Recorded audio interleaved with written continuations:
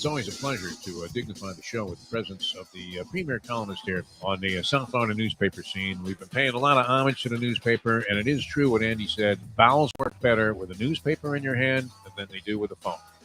So I'm still inclined to pick up a physical copy of the paper. It's a highlight of my day.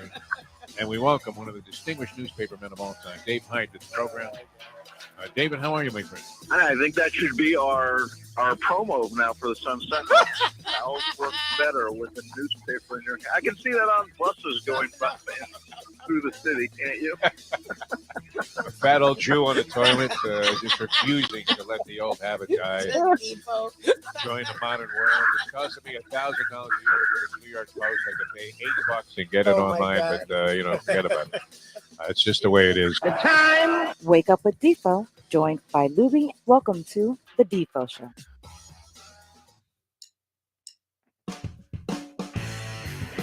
I don't know about you, Lubie, but it's always particularly embarrassing. Fortunately, it hasn't happened for a long time, but you happen to be on the throne in a public facility, and the door doesn't lock. It's one of those things that just keeps turning as you try to lock the door, but you're desperate to go, and there's no other stall open.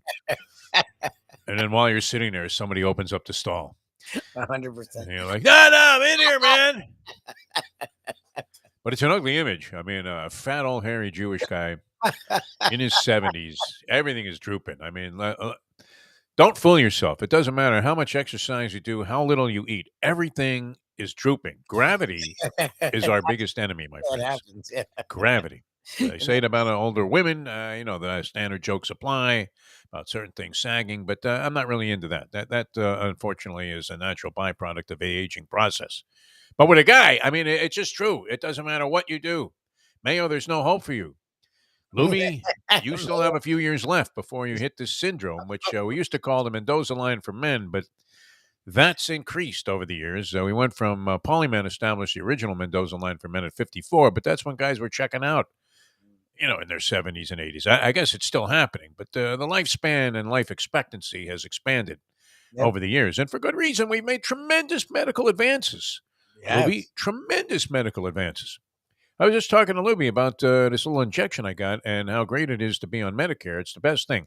If, these Republicans want to eliminate that, I mean, how could you possibly even cast a single vote for them? Because you guys are going to get older. Maybe it's not a concern now, but wow, I mean, it's the greatest thing. We were talking about the era when they used to deliver seltzer to the house and milk to the house, and you had a milkman, you had a guy bringing. What was the need for seltzer? What were you doing with all this seltzer? I don't know. You used to get the 4 spritz bottles. You'll see them once in a while. You see them on display, like Myron's Deli at the Isle Casino. Yep. They have a few of the old seltzer bottles up there. I don't know. Is that common decor in a delicatessen where you throw a couple of the old seltzer bottles up there on some kind of a mantle or whatever, and not mantle, but above the kitchen? And you're like, wow, what a reminder of the old days. What did we do with all this seltzer? I don't remember. I don't know. I'm like you. I mean, I hated drinking seltzer. Straight seltzer sucked. My wife loves it. I've never liked seltzer, and you're right. I remember movies and TV shows. Whenever they're at the malt shop or the deli, there's always that seltzer. It's like, who's drinking the seltzer? Seltzer.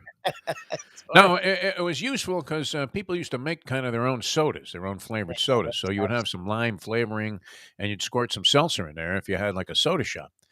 But at home, I don't know why we got like a delivery of 4 bottles of seltzer, except to spray it on your brother when you were in a fight. And it was fun, to go ahead and the spritz bottles were fantastic. But the reason I bring this up is because also part of that whole old school scenario was the fact that doctors made house calls. Can you imagine this? Oh my Doctors made house calls. Now you call a doctor and you ask for an appointment. They tell you what year, insurance. That's what they say. Well, that's it too. The first, question is what kind of insurance you have. And if you have Medicare, they send a limo right for you. Exactly. Come on down. And it happened to me the last time I visited any kind of physician was my man, Dr. William McKay, great orthopedic surgeon. And so I went there to have my knee checked down after I had that trip to Italy. And I was just in, the pain was relentless. Well, I mean, it was a problem that had existed and popped up before that trip. Okay. And I don't know if it was exacerbated on that trip, but it just was continually getting worse, which was, it turned out to be an arthritic condition in the knee that was starting to get to the point of, you might want to think about a knee replacement here, Defo. But it didn't come to that. I mean, it will come to that eventually, I would imagine. And everybody, see, that's another thing. You talk about medical advances. The whole concept of a knee replacement used to be, whoa, I mean, forget about it. I'll never do that. It's like, I mean, it would be like having your legs amputated. Yep. And the recovery was, endless. And I don't know that you ever fully recovered. And the pain supposedly was extremely significant, almost on the extraordinary level, especially in the immediate aftermath of the surgery.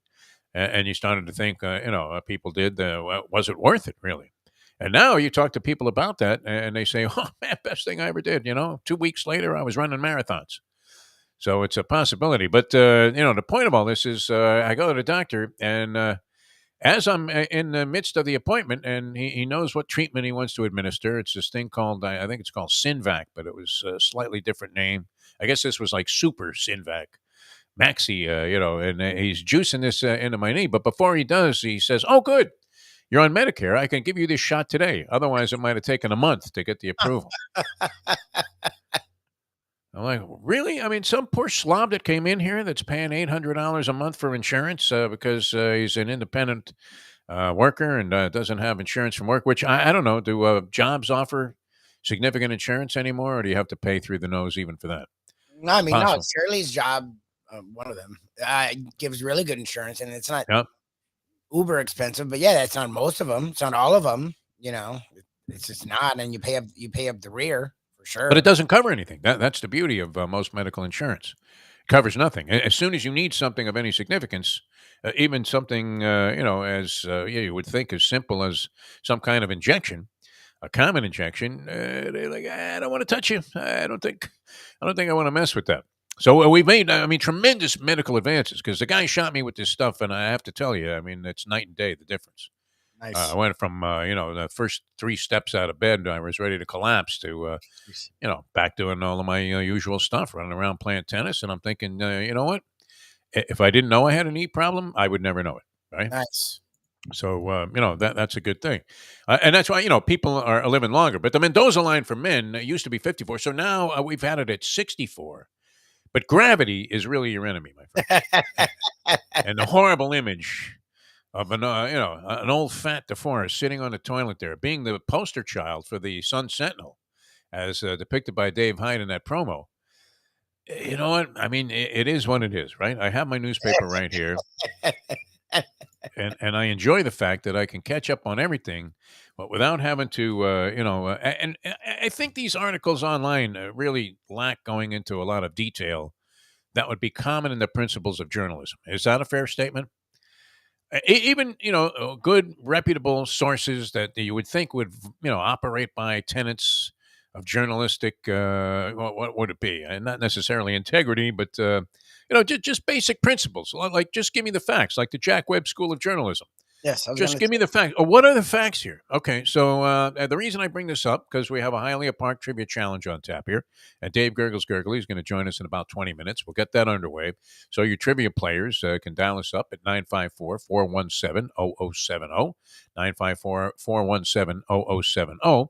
It's because a trivia question popped up last night, a very obvious one, right, Lubie? Because you had a Major League Baseball record, all-time record set last night by Yadier Molina and Adam Wainwright of the St. Louis Cardinals. And they eclipsed the all-time record for the most starts by a battery.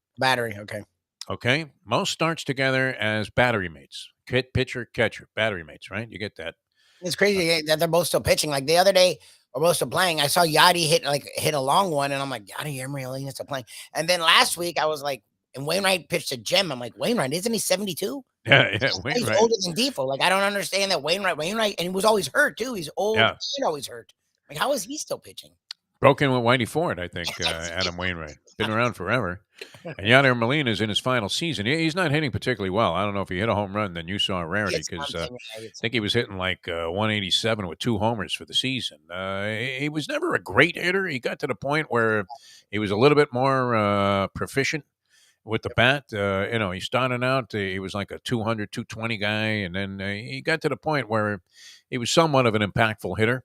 And he did have some power, I guess, out of the catcher position. You want to have your catcher hit some home runs, unless you're the Marlins, in which case you don't want any position player to hit a lot of home runs. Which another pathetic. I'm assuming they lost this game last night. They were down 6-1 in the 8th inning. I couldn't watch it. I mean, it's sad. I mean, they're horrendous. Look, you couldn't even get a short line going for the Queen's funeral from the people that were in the crowd at a Marlins game last night. I mean, that's just sad. You talk about a franchise that has created total indifference towards what goes on. It would be your Miami Marlins. But Wainwright and Yadier Molina, they set a record, 325 starts together as a battery. 325 starts. Now, if you think about it, I mean, a lot of pitchers, premium pitchers like Steve Carlton always had McCarver catching for him. And 325 starts. So that's essentially a 10-year career where you made 32 starts a year. Not outrageously high numbers, but very good. I mean, if your last 10 years in the bigs, and, in Wainwright's case, he's been around like for 20 years, but with all the injuries and stuff. So he's got 325 starts with Yadier Molina. I read 3 articles on this thing, and I watch, the ESPN coverage of it. That's where I first got wind of it. ESPN had it up there that they had made Major League Baseball history. They never say who had the record, which was obviously 324. So that right away got me thinking, hey, perfect day for the trivia challenge. So whose record did these guys eclipse last night? Adam Wainwright and Yadier Molina. Would you have any idea? I mean, you would right away start thinking about, some pitcher that was around for a long time that had maybe a lot of wins. I was going to say Cy Young. Like, did he have the same? It wasn't Cy Young. Yeah. I mean, you know what? When I got the answer, it made sense to me. But at the same time, I don't know that I would have come up with this given 100 guesses, because I would have gone in a million other directions. Well, at least 99 other directions before I got to this one, if I even came up with it at number 100. And I wouldn't have thought of it. It never would have occurred to me that these were the 2 guys whose record they eclipsed until obviously they said it, and you go, oh yeah, that could be. It's one of those trivia questions. Oh yeah, that could be. So it's interesting, but nowhere in these articles online did they even mention. How could you leave that out of the article? Whose record they broke? How could you write an article about the new record being established and not mention whose record they broke? Yeah, it's weird. That was usually in the first paragraph. They'll do the thing and they'll talk about, then they'll recap the career, these 2, and then in there they would say are going for the record held by whom? Like that's where they would throw in. Should be in a lead, right? Eclipsing the record of so-and-so and so-and-so. It would be right there in that first paragraph. Yeah. And maybe even a little mention about how the other guys accomplished this mark or whatever, what their history was. Nothing. I mean, do you not find that common in online articles that often they leave out one of the key facts? Maybe. That would be extremely important, imperative that you include in any article. Where is the Jim Sarney School of Journalism? Oh, good. Just give me the facts. Come on. I mean, but that's what I find. I don't know that it's true so much of newspaper articles anymore, because you do see it occasionally where you're reading an article and it's fairly in depth and you're going, hey, who the hell are these other guys? Whose record did they break? You're screaming at the paper, hey, where's that information? I am losing it. Segredo's right. But anyway, so, okay, that would be the first question out there. Whose record did Wainwright and Yadier Molina eclipse to get to 325 starts together as battery mates? Whose record was broken? You have any idea, Lubie? What are you thinking? I mean, you came up with Cy Young. That's a good one, right? Because they could have had. I'm just trying to think of pitchers who pitched a long time for one team. Like Bob Gibson pitched a long time for the Cardinals, so I'm like, maybe his battery mate. But like, that's the thing, is the Kovacs of the world didn't pitch very long. Whitey Ford, I'm sure, had Gibson had McCarver. I mean, McCarver was catching Gibson, wasn't he? But then he went to Philadelphia. He got traded. I don't know if he was happy about that either.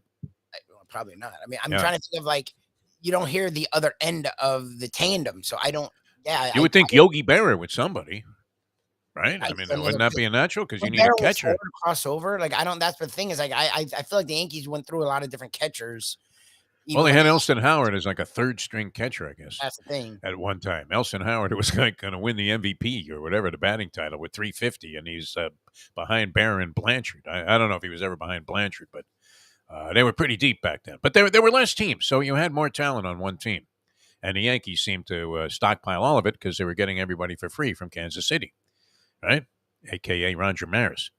A lot of you know, a lot of weird stuff, would occur back in those days because you had teams that were much like the Celtics did. I mean, they would just pick whatever they wanted from the rest of the league. The Yankees did, and for some reason, Charlie O and the Kansas City A's were just.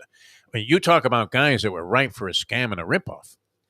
What was it? Roger Maris for Roger Repose or something like that? Joe DeMaestri? I mean, I don't know who was involved in that deal, but it was certainly a nobody of significance going from the Yankees to Kansas City at that time. All right, so we have that out there. Anybody wants to answer that on the chat line, I mean, we'd welcome that. And it won't be one of the standard questions here. It could be the championship question if we had Dave GURGGLES Gergely posing it. But by then, everybody will have had time to look it up. It's unfortunate, though. You shouldn't have to go out of your way to look this up. Thus, the benefit of having a newspaper, Mike Lubie, everything right in front of you, including a giant list of upcoming point spreads for the weekend. Giant list. And it includes beginning tomorrow night. Well, tonight. I mean, this is a block. Which way are you going on this game? Chiefs favored by 4 at home against the Chargers. Both teams won their opener. Both teams now, it was not a division game for the Kansas City Chiefs. So the Chargers have a chance to go 2-0 in the division. The highly competitive and what should be a hotly contested AFC West, deemed by most, and for good reason. I mean, if you look at the 4 teams in that division, all of them in there with a shot. With I don't know, I wasn't impressed with the Broncos at all. Were you? I'm trying to not put too much into game one, like with the Raiders and the Broncos, because I think both teams have a lot of talent. So it could be interesting. My problem, and that's my problem with the Chargers. I don't trust their coach. I think the coach is a freaking moron. The young Staley, last year he demonstrated that. And I don't like young, they can learn. Young, they can learn. But my thing is trying to look. I've been around you too long. The don't get cute thing doesn't leave you. We've seen these coaches where if they want to prove who they are and they're insecure, and they're going to go for it even when there makes zero sense to go for it, or they're not going to go for it even when it makes total sense to go for it. That sort of stays with them. Like, I get it. He's a young dude. It's his first big decision, but it was an easy one. He made it tougher than it had to be. It didn't have to be a tough decision. He thought it. Dude, you have Russell Wilson. The organization put a lot of money into him. He's a veteran. He played at this field his entire career, won a lot of games here. Easy. If it fails, it's on Russ. It's not even on you. It's perfect. You made it about you. That's my problem. And Staley did that all year last year. Literally, the Raiders were going to put them in the playoffs. And the dude, well, if this goes this, no, look what they're doing. They're not even trying. They're good. Just what are you doing? So that's that timeout that he called. Like, gave the Raiders a shot to knock him out. Staley. People have forgotten about him. Didn't he go for a couple of 4th downs that were impossible also in a game, and you lost that game? I mean, that was a straight-up coaching loss. Every now and then, you can say, well, geez, when a guy drops a ball, how's the coach to blame for that? Or a quarterback throws a pick in a spot where he had a guy wide open. Okay, how do you blame the coach? It's not his fault they lost the game. These were coaching decisions, bonehead coaching decisions that lead to a loss. I mean, unacceptable. And if you're going to be one of these young guns, shouldn't you excel at this? It should be the old doddering fool of a coach. Guys like me that, make these kind of errors in judgment where they just can't think fast enough on the fly to make the correct decision. But that Staley, wow. I mean, I forget what game that was, but I remember when Brandon Lang came on with us, and he's going to be on our podcast again today. Brandon Lang, 2 for the Money fame, one of the great handicappers. He did go 4-3, and his best bet went up in smoke in the Raiders last week. But see if you can salvage a winning week when your strongest of opinions turns out to be dead wrong. That's all right too. You would have to say. Plus, he was picking a lot of games, college and the pros, picking 7 games. He went 4-3. Not horrible. But he was fuming. I wish we could dig this up. I don't know that it's even in good taste to play what he had to say about Staley's decision making when he had a lot of money riding on the Chargers last year in a game they clearly had every possibility of winning, and they managed to get coached into a position where they ended up being handed just an horrendous loss, and that would be another game that you could probably look at. I mean, it's not just a Raider game. I mean, you could look at that game also earlier in the season, which we were crying about, and say, hey, that just as well, and knocked them out of the playoffs. Bonehead decisions by a coach. Really, almost intolerable. It's just absolutely ridiculous. But the Chargers and the Chiefs. Chiefs at home. Chiefs look great against the Arizona Cardinals. Cardinals put some points on the board late. So they were being dominated completely. The offense looked like it hadn't missed a beat. Old Andy Reid coming through. Loses Tyreek Hill, no problem. Just like an Etch-a-Sketch. Just erase the thing and come up with a whole new system. Well, or the same system, but different people working it. And you still have Patrick Mahomes. He looked fantastic. Well, why are there so many Mahomes detractors, Lubie? I have the indelible impression of the time I was sitting in a Funky Biscuit with the Mustang, and I saw a friend at the next table, actually a guy that's friendly with my brother, and we'd gotten to know each other a little bit. And and he's a big music fan and a big sports fan, it turns out. And the first thing, he's sitting with another guy, and the guy says to me, "What do you think of Patrick Mahomes?" I say, "I think he's great." And they both turn and go, "He sucks. He sucks." Yeah, that's a weird. And I'm thinking, I don't know. How can you say this guy sucks? Sucks. That's pretty strong for a guy that's throwing for 5,000 yards every year, a league MVP, won a Super Bowl championship at like 23. I mean, seems like he's pretty good, but he looked like he hadn't missed a beat. Maybe that style. See, I kind of like the style, a little bit reckless, but capable of coming up. And that was the big MO on. And the bottom line with Mahomes last year, some of those circus plays that he was famous for making, where he kept the play alive forever and then threw the ball underhanded 40 yards down the field, those were blowing up in his face last year. And you're thinking, all right, if you've been a high wire act, right? Once Nick Walenda gets a little bit of vertigo, it's probably not a good development for a guy that's going to be a trapeze, artist and or a, tightrope walker. No? Especially if you're going to walk over canyons. It's not a great disease for that style. Have you ever heard the word God mentioned so many times as when Walenda was about midway across the Grand Canyon there? And he's watching, like we say, Steen making out with his wife. He turns back, and what does he see? He sees horror on that side. He sees horror on the other side. It's a long way away. And he's up there, and the wind is blowing at 50 miles an hour. Wind? He was crying about the wind like the golfers do at Doral when they're playing 18 at the Blue Monster on the final day of a tournament, which there will be a tournament coming up there, Lubie. Will you be in attendance for the Live Tour?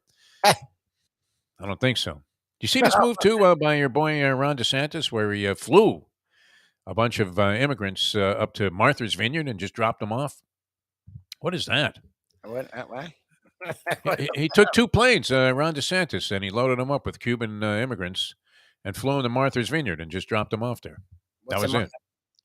Martha's Vineyard, I don't know. I guess maybe that was some kind of political statement because a lot of Democrats, favor this place as a vacation spot. What was the point? Why didn't he just fly him to the Hamptons while he was at it? Put him up in a hotel.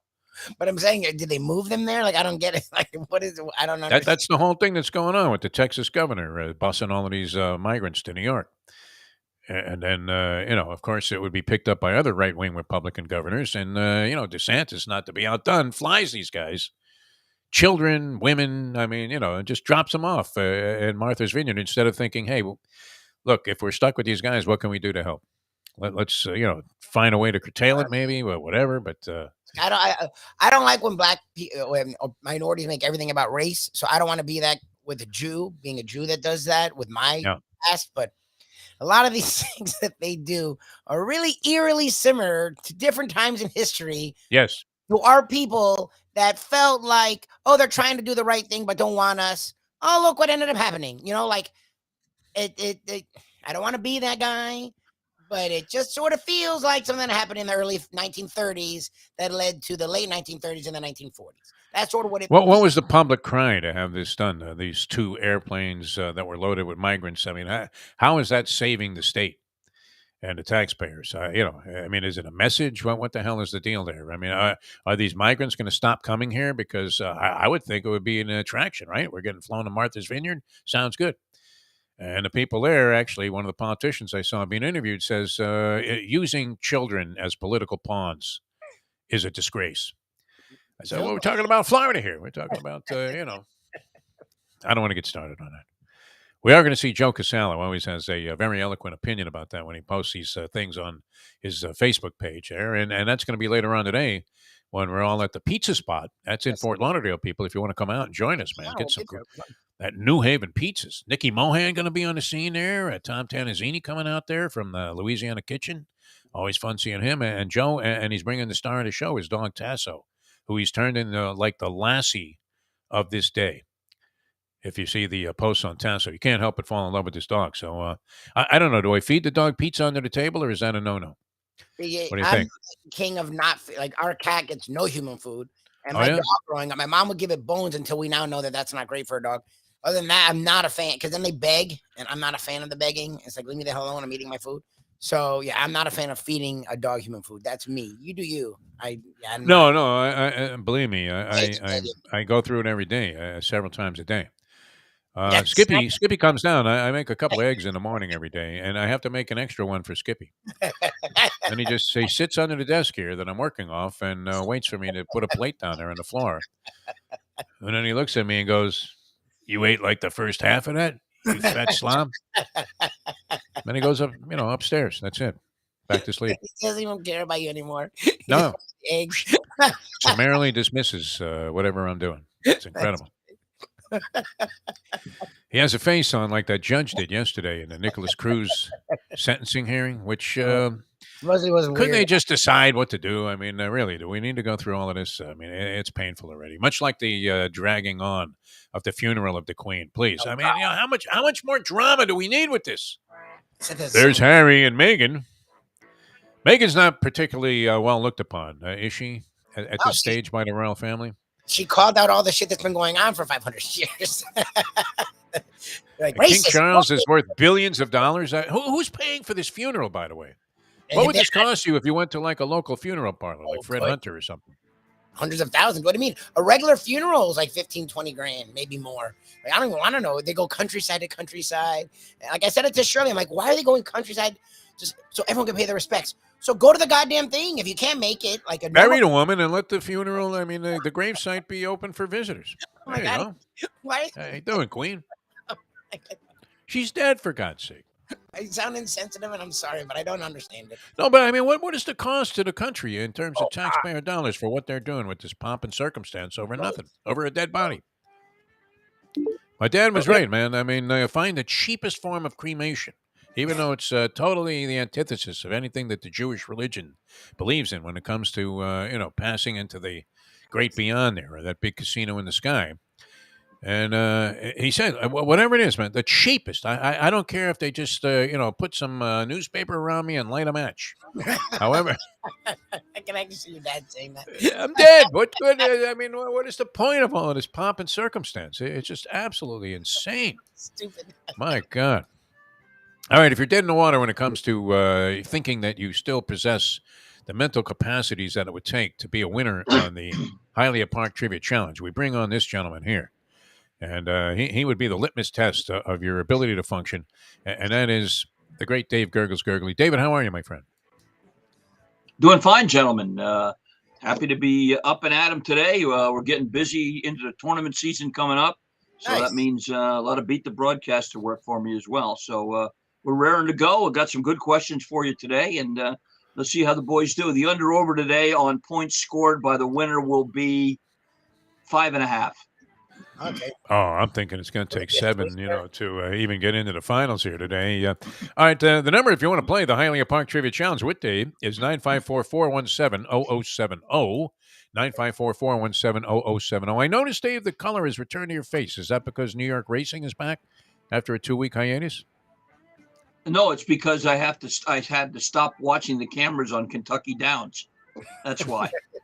Yesterday was the end of Kentucky Downs, and ended good. Hit the late pick 3 and the late pick 4. So we got a couple bucks. Well, I mean, these are big numbers, were they not? Strange place. The late pick 3 was maybe 90. They put $2 numbers on the results as opposed to the 50-cent one. So it looks a little more. But the pick 4 was a good number, a little over 500. So no beautiful. Problem. What's wrong with that? Yeah, I saw the early pick 5 there was 11 dimes. Not sure if that was a $2 number or, but I guess it was they had too. some bombs. Yeah. bombs away. No, that's great. It is true, and supposedly they made improvements in the way that they're televising this stuff or showing the races. But it still is amazing that it looks like the race is over, and then there's still like another half mile to go in the stretch. Yeah, it's like betting the over in one of the NFL games when it's like 3-0 at halftime. You think you're still in it. Right, you always have a chance, as long as you have the over. All right, and do you have any kind of a guess to venture on our trivia question we brought up, which I think was a natural, and I was very surprised to see no mention made of who held the previous record, which was eclipsed last night, of most starts together by battery mates in Major League Baseball. Ooh. Adam Wainwright and Yadier Molina of the Cardinals now have started 325 games together as battery mates. Who held the record at 324? And now you would think some Yankee, right? I mean, with Yogi Berra behind the plate for all those years. Well, I was thinking more like Steve Carlton and Tim McCarver. But McCarver started out with the Cardinals, so he was only with Carlton for a period of time. I mean, and he was his handpicked catcher. You've had other situations like that, right? Didn't Verlander have a guy that he always wanted catching for him? Maddox had his own guy.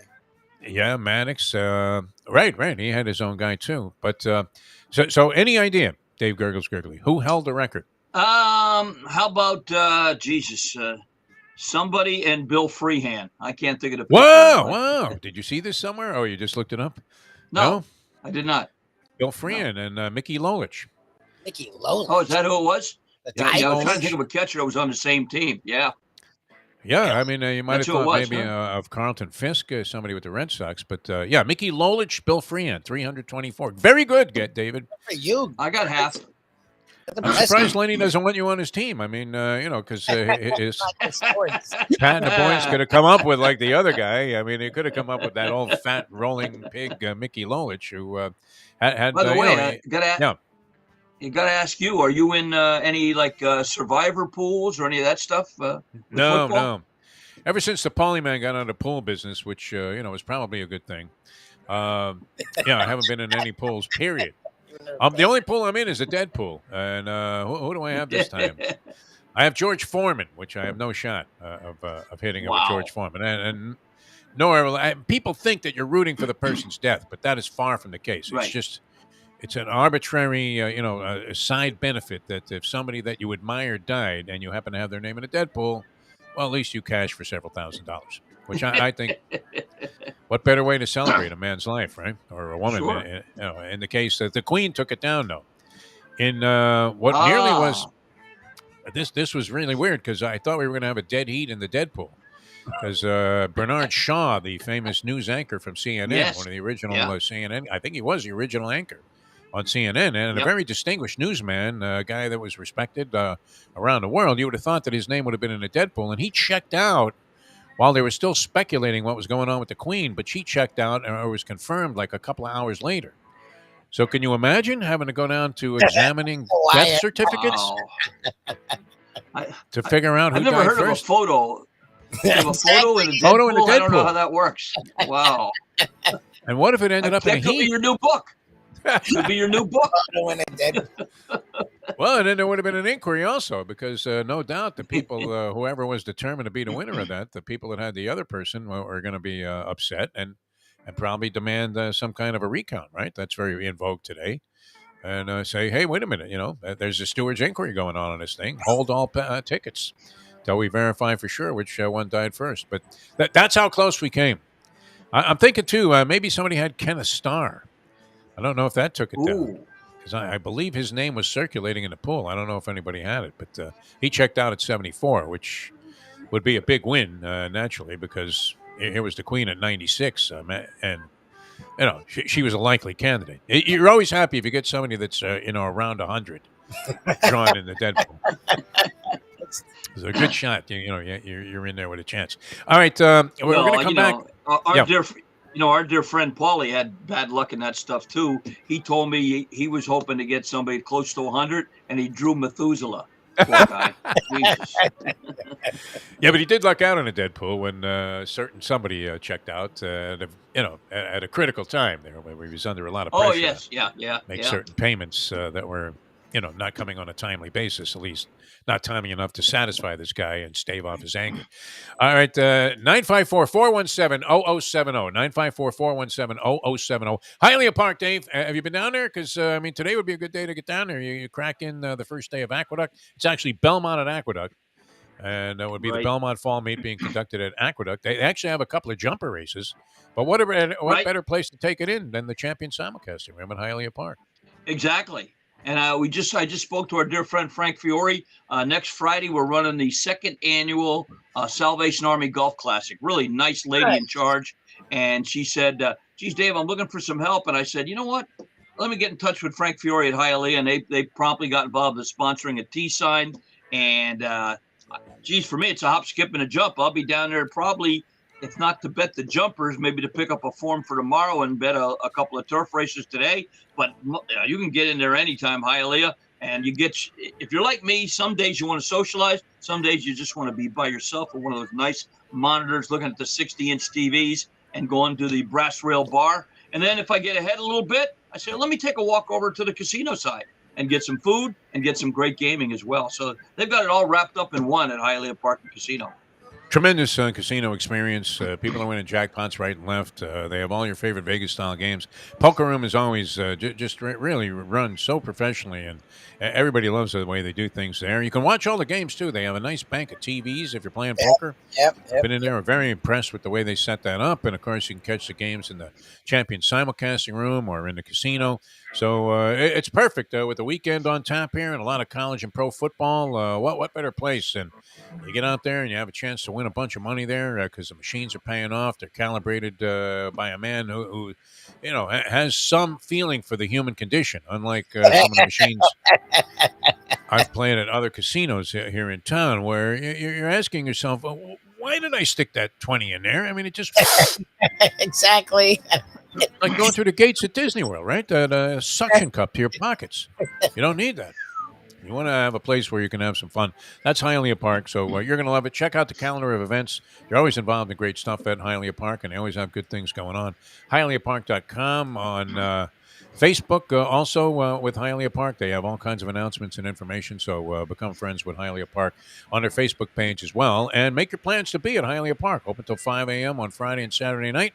Going to be a big weekend at Hialeah Park with New York racing returning and all kinds of good stuff happening on the horse racing scene. Breeders' Cup on tap. Champion Simulcasting Room. Definitely a destination of choice for any degenerate horse player out there, and I know we have many in our viewing and listening audience here on the Defo Show. All right, Hialeah Park Trivia Challenge coming up next with Dave GURGGLES Gergely. Dial us up if you want to play. 954-417-0070. That's Mike Lubie Lubitz. I'm Jeff DeForest. Dave GURGGLES Gergely with all the questions today, and we'll be back with more on the Defo Show in a moment. Now that. The time. 11:38. Ponies in Style at Champions, the outstanding simulcasting room at beautiful Hialeah Park. Yes, the grand old lady of thoroughbred racing has never been more vibrant, and you can wager on the races from the top tracks around the country while enjoying a cocktail at the Brass Rail Bar or any of the fine food served throughout the facility. If poker is your game, you're covered in style, and you can play all your favorite Vegas-style games, including blackjack, craps, and roulette, in Hialeah Park's sizzling hot casino. Get a player's card when you walk through the door for all kinds of generous amenities, including our favorite, free play, when you come out to the ultimate casino and entertainment destination, Hialeah Park. Hey folks, Tony Segreto here. You know, since day one, Catholic Health Services has been part of Old School. And since we've started letting people know about them, it's changed their lives. You see, Catholic Health Services, while being recognized as one of the top places for stroke rehab in the country, it's also about a group of people who not just excel in what they do, from the doctors to the nurses to the therapist, on and on and on. It's how they do what they do every single day that separates them from the pack. They do it with a passion, unmatched, and the inclusion of family in every step of the process. Trust me when I tell you this. If you want the best, unmatched rehab with a special group of skilled, caring people, there is truly only one place, and that one place is Catholic Health Services. These days, we're all looking for comfort anywhere we can find it. Thank goodness for Landlubbers Raw Bar and Grill in the Plantation location, because they are making sure you are as comfortable as possible. First of all, they're not only open for delivery and pickup. All you have to do is go to landlubbersbarandgrill.com for both pickup and free delivery. Their hours have changed a little bit. Monday through Thursday from 3:30 to 10, and Friday, Saturday, and Sunday from 11:30 to 10. You're going to have the best wings in the world. You're going to have a great burger. You're going to have their amazing soups. Again, Landlubbers, Raw Bar and Grill. It's nice and easy. Just go to landlubbersbarandgrill.com for both your pickup and free delivery. Thank goodness for Landlubbers for making you always feel right at home. I have sinned against you, my Lord. The only way to get your morning started is with Defo, joined by Lubie, right here on The Defo Show. All right. You all right back there, Dave GURGGLES Gergely? Oh, yeah. You okay? Okay. All right. We're here with Dave GURGGLES Gergely, the Hialeah Park Trivia Challenge about to get underway. You can dial us up if you want to play. 954-417-0070. Jeff DeForest, Mike Lubie Lubitz with you here on South Florida Live later on today. And you're invited, Dave. I don't know what you're doing later on this afternoon. The pizza spot in Fort Lauderdale. We'll be there with a dieting Mike Mayo, who will be dieting on this hot cherry bomb pizza. Not today. It's so hot. I mean, you talk about putting some heat on a pie. That's this. All right. I mean, it sounds like I'm making a porn film here, but heat on a pie, pizza spot. If you're gonna eat it, heat it. That's their motto over there. So it's gonna be good. Anyway, that's in Fort Lauderdale. You would like it, man. New Haven style pizza. Are you familiar with that? New Haven style. No. They kind of char the thing a little bit. Fired with the burn, the crisp. Ooh, that sounds great. Where's it located? In Lauderdale. You know how the polyman used to give directions? You make a left, you make a right, you make a left, and you right. That's kind of how you find this place. I don't know exactly how to describe it. Riverwalk area, I guess, is part of it, or near the Riverwalk I know what you area. mean. Yep. I don't know these areas and designations in Fort Lauderdale anymore. I used to, but I'll find a way to. With GPS, you pretty much can't go wrong. Even if you have to read the directions off your phone, because I can't figure out how to get the voice thing activated in my car. All right. 954-417-0070 if you want to play the game. We have a Landlubbers gift certificate at stake. Lubie, you will be there tonight, correct? Yes, sir. Tonight's your Landlubbers night. Very good. And doing our trivia. how many teams have been showing up on the average out there? We get anywhere from 10 to 20. We're usually in the 12 to 15 range. We get a nice amount. It's pretty accurate. And how many? Is there a requirement of number of people on a team, or can you be a team without having any teammates? We've had single people. Now the teams that do better are usually teams that have 6 to 8, because that's the thing with Ken is he's like Gergs in the sense that it brings him joy to see people struggle. So if you have like he gets pissed when the scores are high. It's actually funny. Like when people do really well, he's like, "What the fuck?" I'm like, it's not an indictment on you. Like the team had 12 people. Like they all between 12 people, you should be able to come up with at least half the answers. So the teams with more people, you cover more bases of knowledge. It's kind of like Dave coming up with Bill Freehan out of nowhere, man. Who thinks of Bill Freehan, even though he was a great catcher and had tremendous longevity? Whoever thinks of a Tiger player other than Al Kaline? Nobody. All right, we're ready to go here, Dave. Are you ready? Are you feeling good? Yes. All right, and of course, Absolutely. we always dedicate the first question, especially, and the entire game and much of our lives to the Polyman Paul Massell. So we'll start out the game in the traditional fashion with Dave GURGGLES Gergely representing the Polyman and some Easy baseball.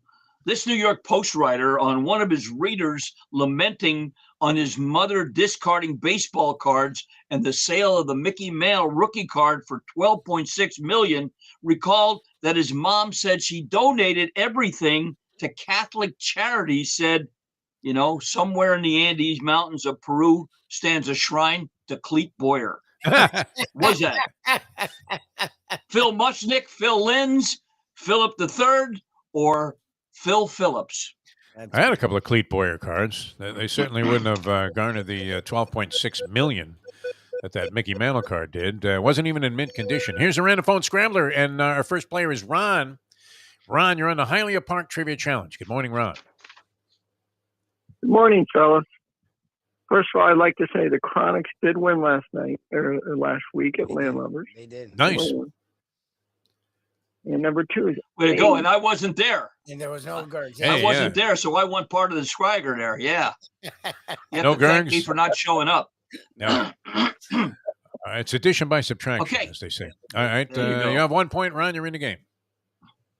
All right. True or false, Ron?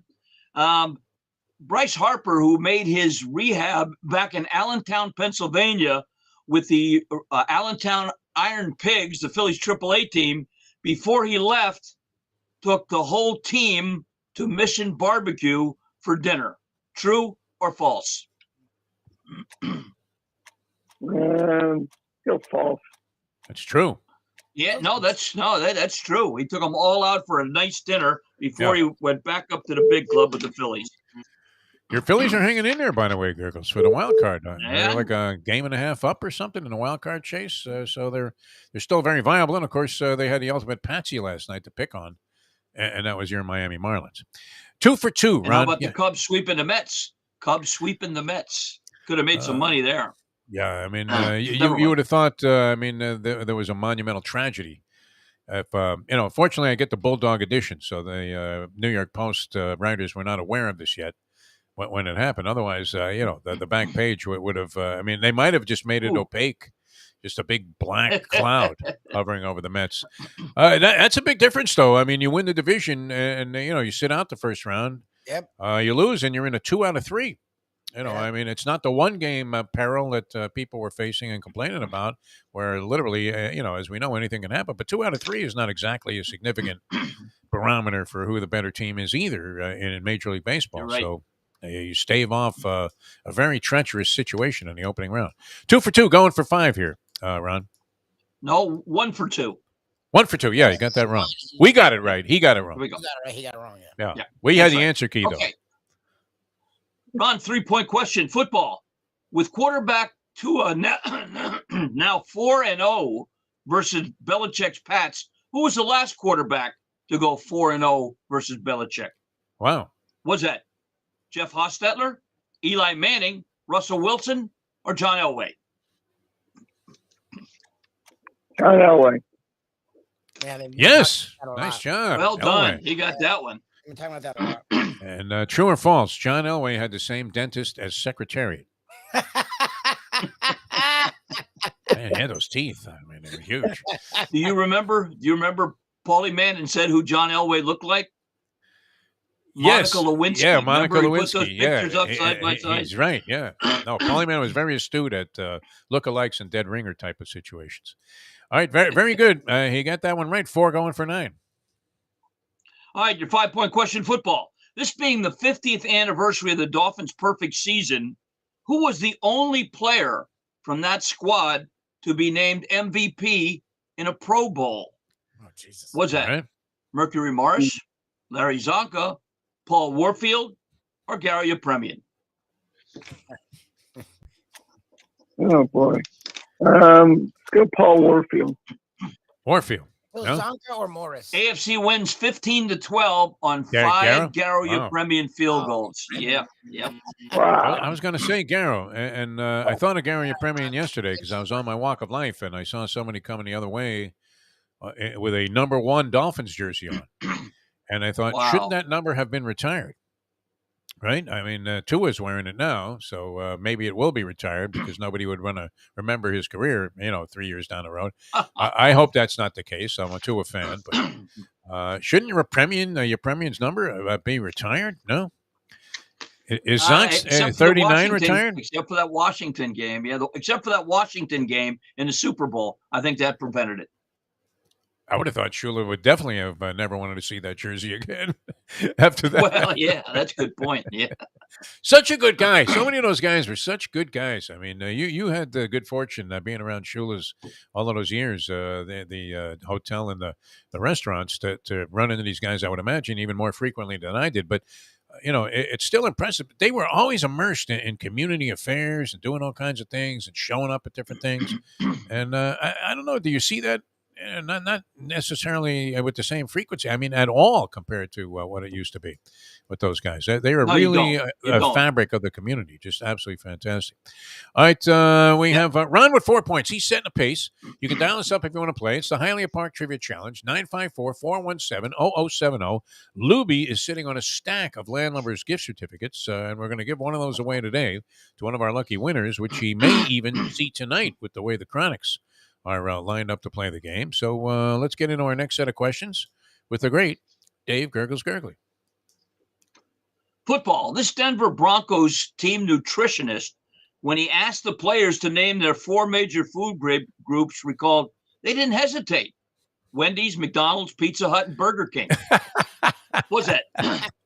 Jackie Bering, Jackie Mason, Jackie Vernon, or Vernon Downs?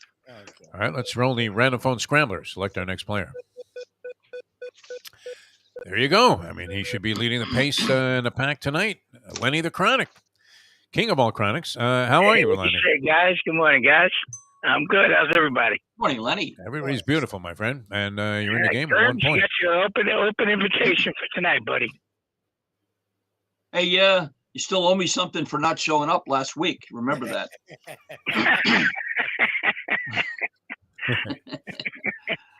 All right. We barely made it last week. It was a tough week. The professor was on his game last week. All right. True or false? Horse racing. In the movie National Velvet, in which Elizabeth Taylor won a horse race as a jockey, during the filming, believe it or not, her stunt double at that time was all-time leading jockey Johnny Longden, who wore a black wig during the filming. True or false? For the racing scenes only. I'm going to say true. No. I thought you were going to say it was Mary Russ Jr. Yeah, wow, yes. If you remember the great Mary Russ, one of the Yes. early pioneers in female jockeydom. All right, very good. Lenny the Chronic, of course, stumped on a true-false question, so you have one going for 4. This would tie you with Ron, your good buddy. All right, Lenny, World Cup coming up. I know you're a big World Cup soccer fan. With the World Cup coming up just around the corner, you probably know, as everyone does, that Uruguay won the first ever World Cup more than 90 years ago in 1930 when they defeated Ooh. England, Brazil, Argentina, or Germany. Let's go with England. England. Incorrect. Argentina back then. Makes some sense. All right. Shot at 6 points here, Lenny, and you'll have the lead. We'll give you a chance to reconnoiter here, Lenny. ABA basketball. While steals were not kept as a stat for all of the years of the ABA's existence, who was the all-time ABA leader in steals? Was that Dr. J, Don Busey, Louis Dampier, or Roland Taylor? Oh, that's a good one. It's either Busey or Taylor. I'm going to go with Don Busey. I was going to go Louis. Right church, wrong pew. Roland Fatty Taylor. Wow. 303 steals. I should have stuck with Fatty really late.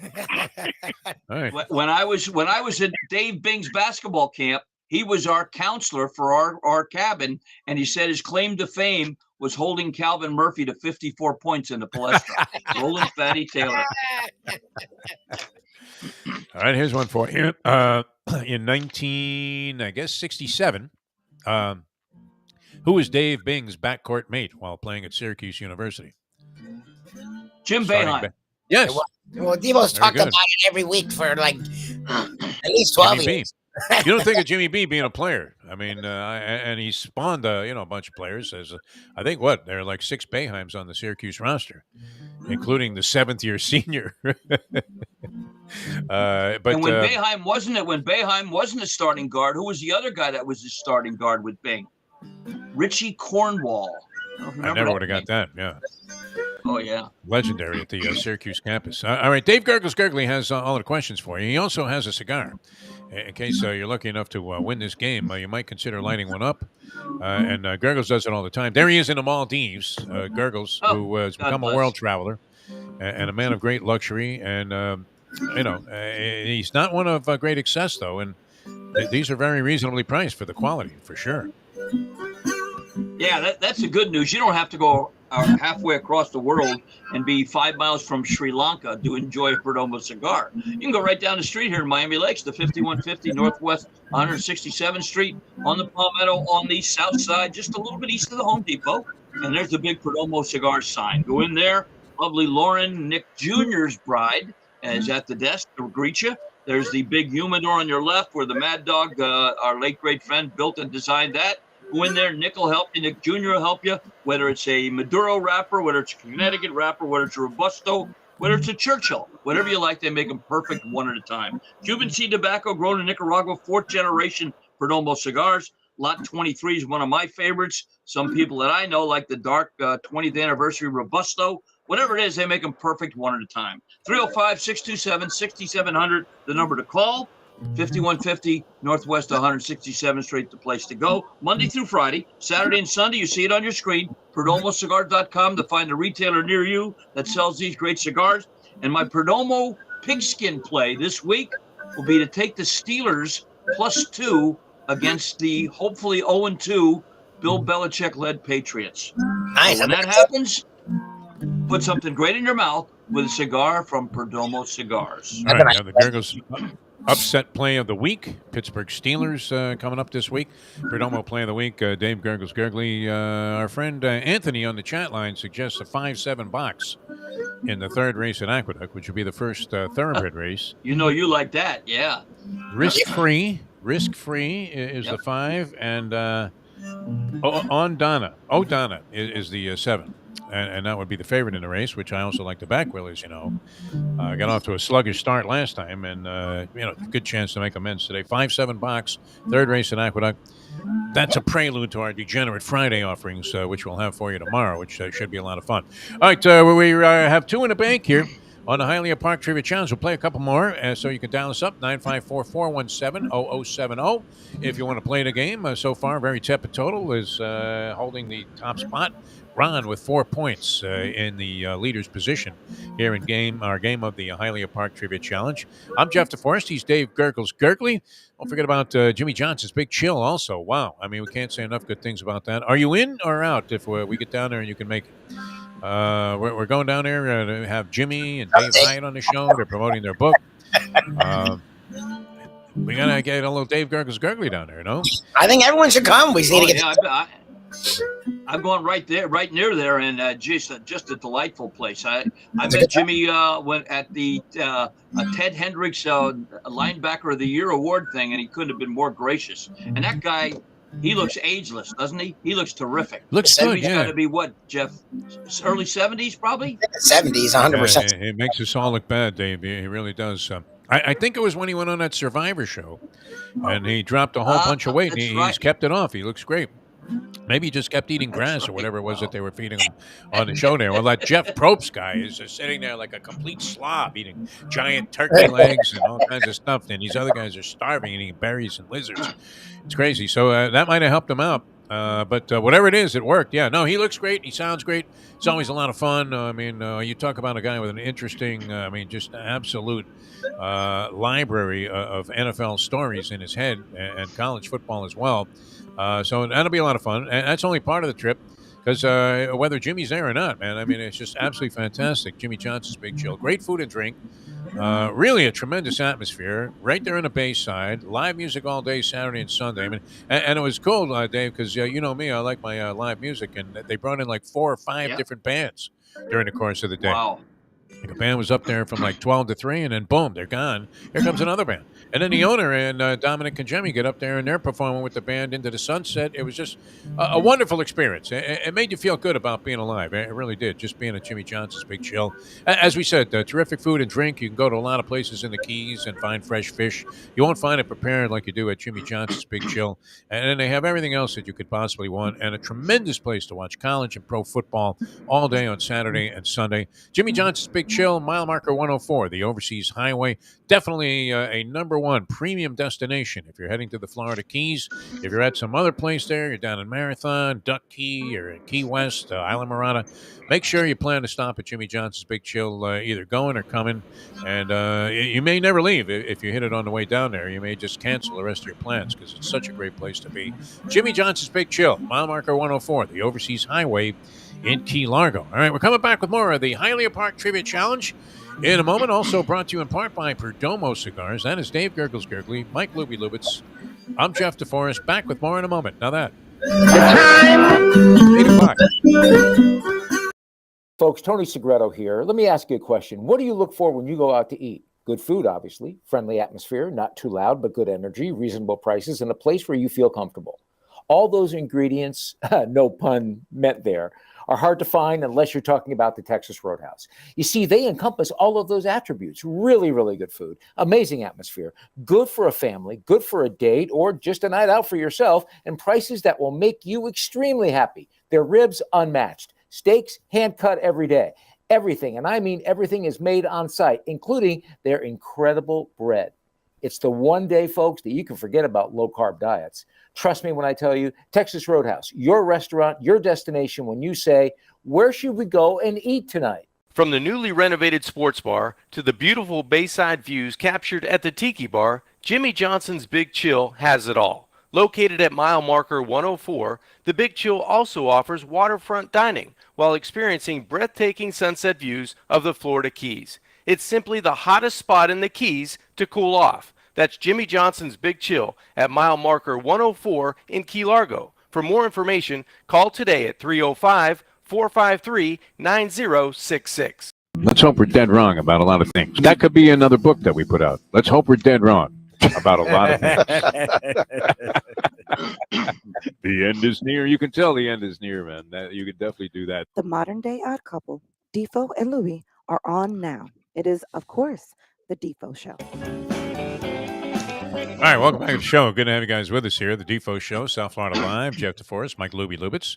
And we're engaged in the Hialeah Park Trivia Challenge. And that, of course, being conducted by the great Dave GURGGLES Gergely. You can dial us up if you'd like to play, 954-417-0070, 954-417-0070, if you'd like to play the Hialeah Park Trivia Challenge.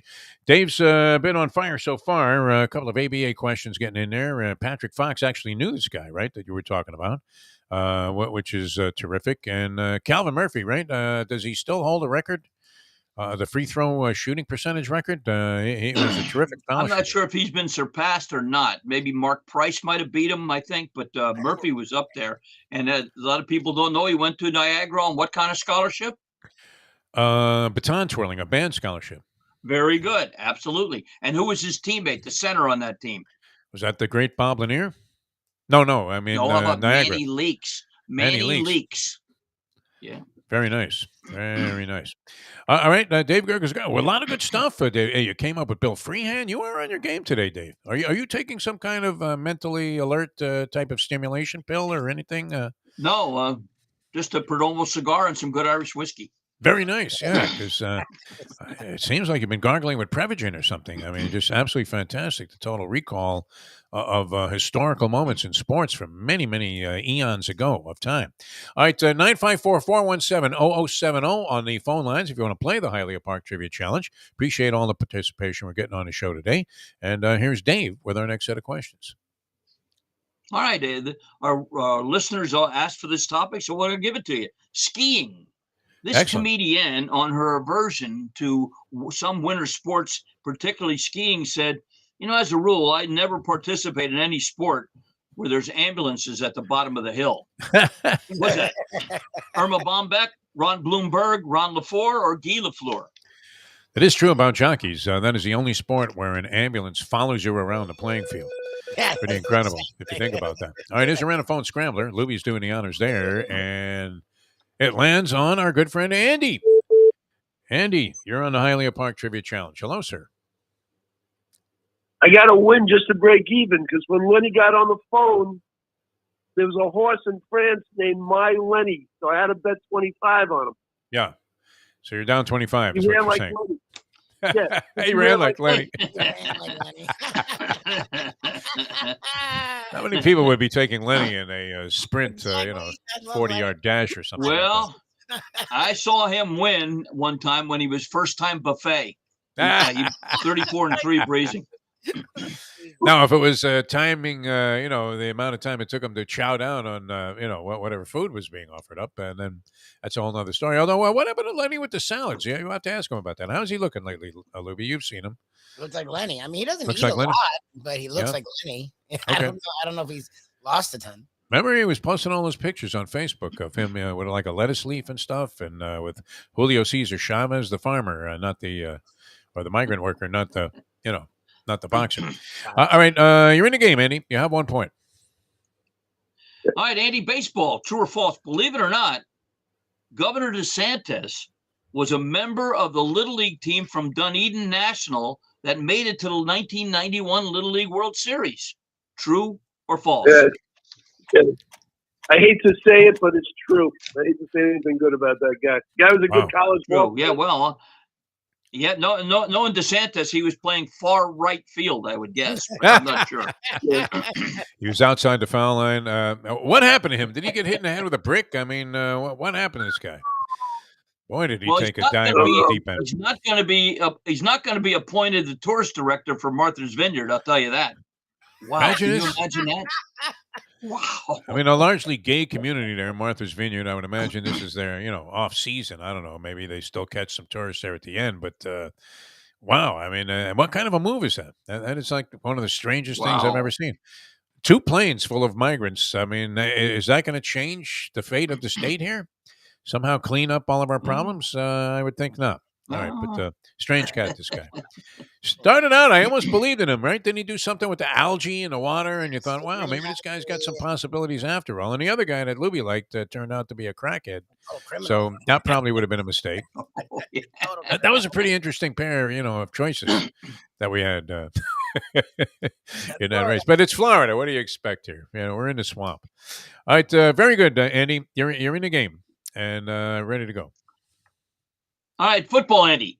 With Coach McDaniel winning his first game as head coach of the Pats, you have to go back to 2005 to find the last Miami Dolphins coach to win his first game as head coach, when Nick Saban and the Dolphins defeated whom? Was that the New York Jets, the Denver Broncos, the Cincinnati Bengals, or the New England Patriots? 2005. I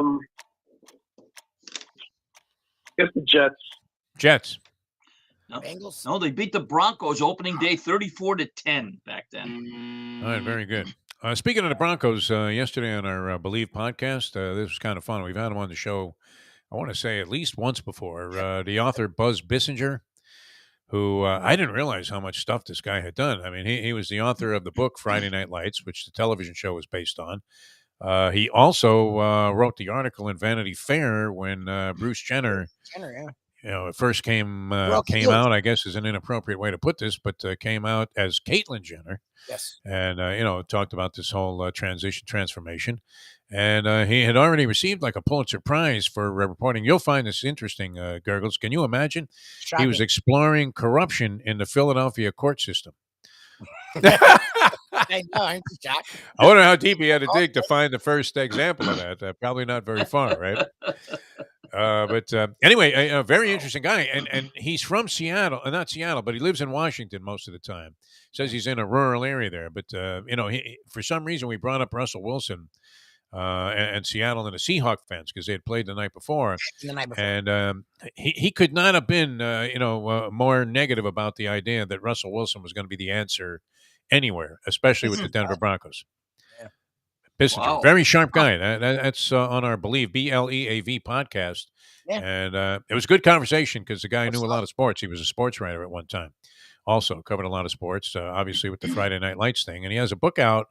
This would interest you because I think you're a bit of a history buff, Gurgles, called the Mosquito Bowl, which was about a game played in World War II between various two military factions here. Yeah, like Air Force versus Army. Wow. By the soldiers themselves, who were all like very, very accomplished football players, because those were the kind of guys who were, getting drafted and going into the armed forces back then. All right, very good. We're up to the 5-point question for Andy? 2 points. This is 5 points. You got two. Two going for 7. Very good. All right. Baseball, Andy, I know you're a baseball fan. Only 3 players have hit 50 or more home runs with 2 different teams. Which of the following did not hit 50 or more with 2 different teams?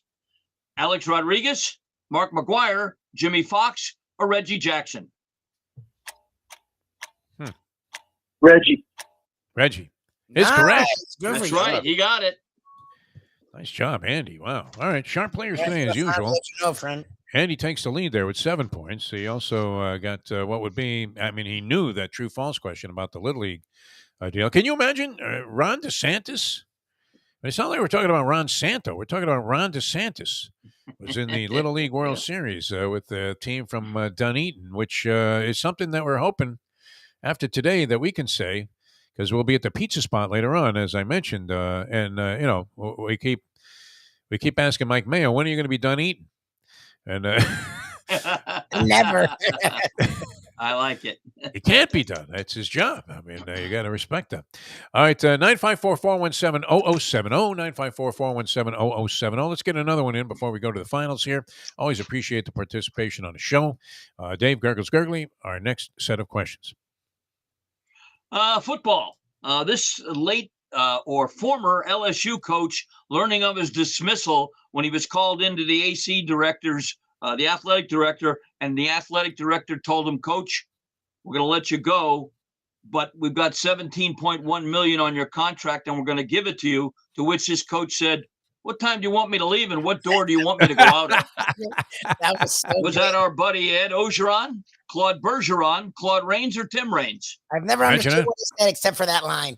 The whole interview, I didn't understand one word. He gets up, he says the line, and then he walks away, and it was classic. That was actually hysterical. That was really funny. Ogeron's great, man. Scott Frost sounded like Ed Ogeron after the loss at Georgia Southern. My God. All right, here's a random phone scrambler. It lands on Mike. Mike, you're up next on the Hialeah Park Trivia Challenge. Good morning, Mike.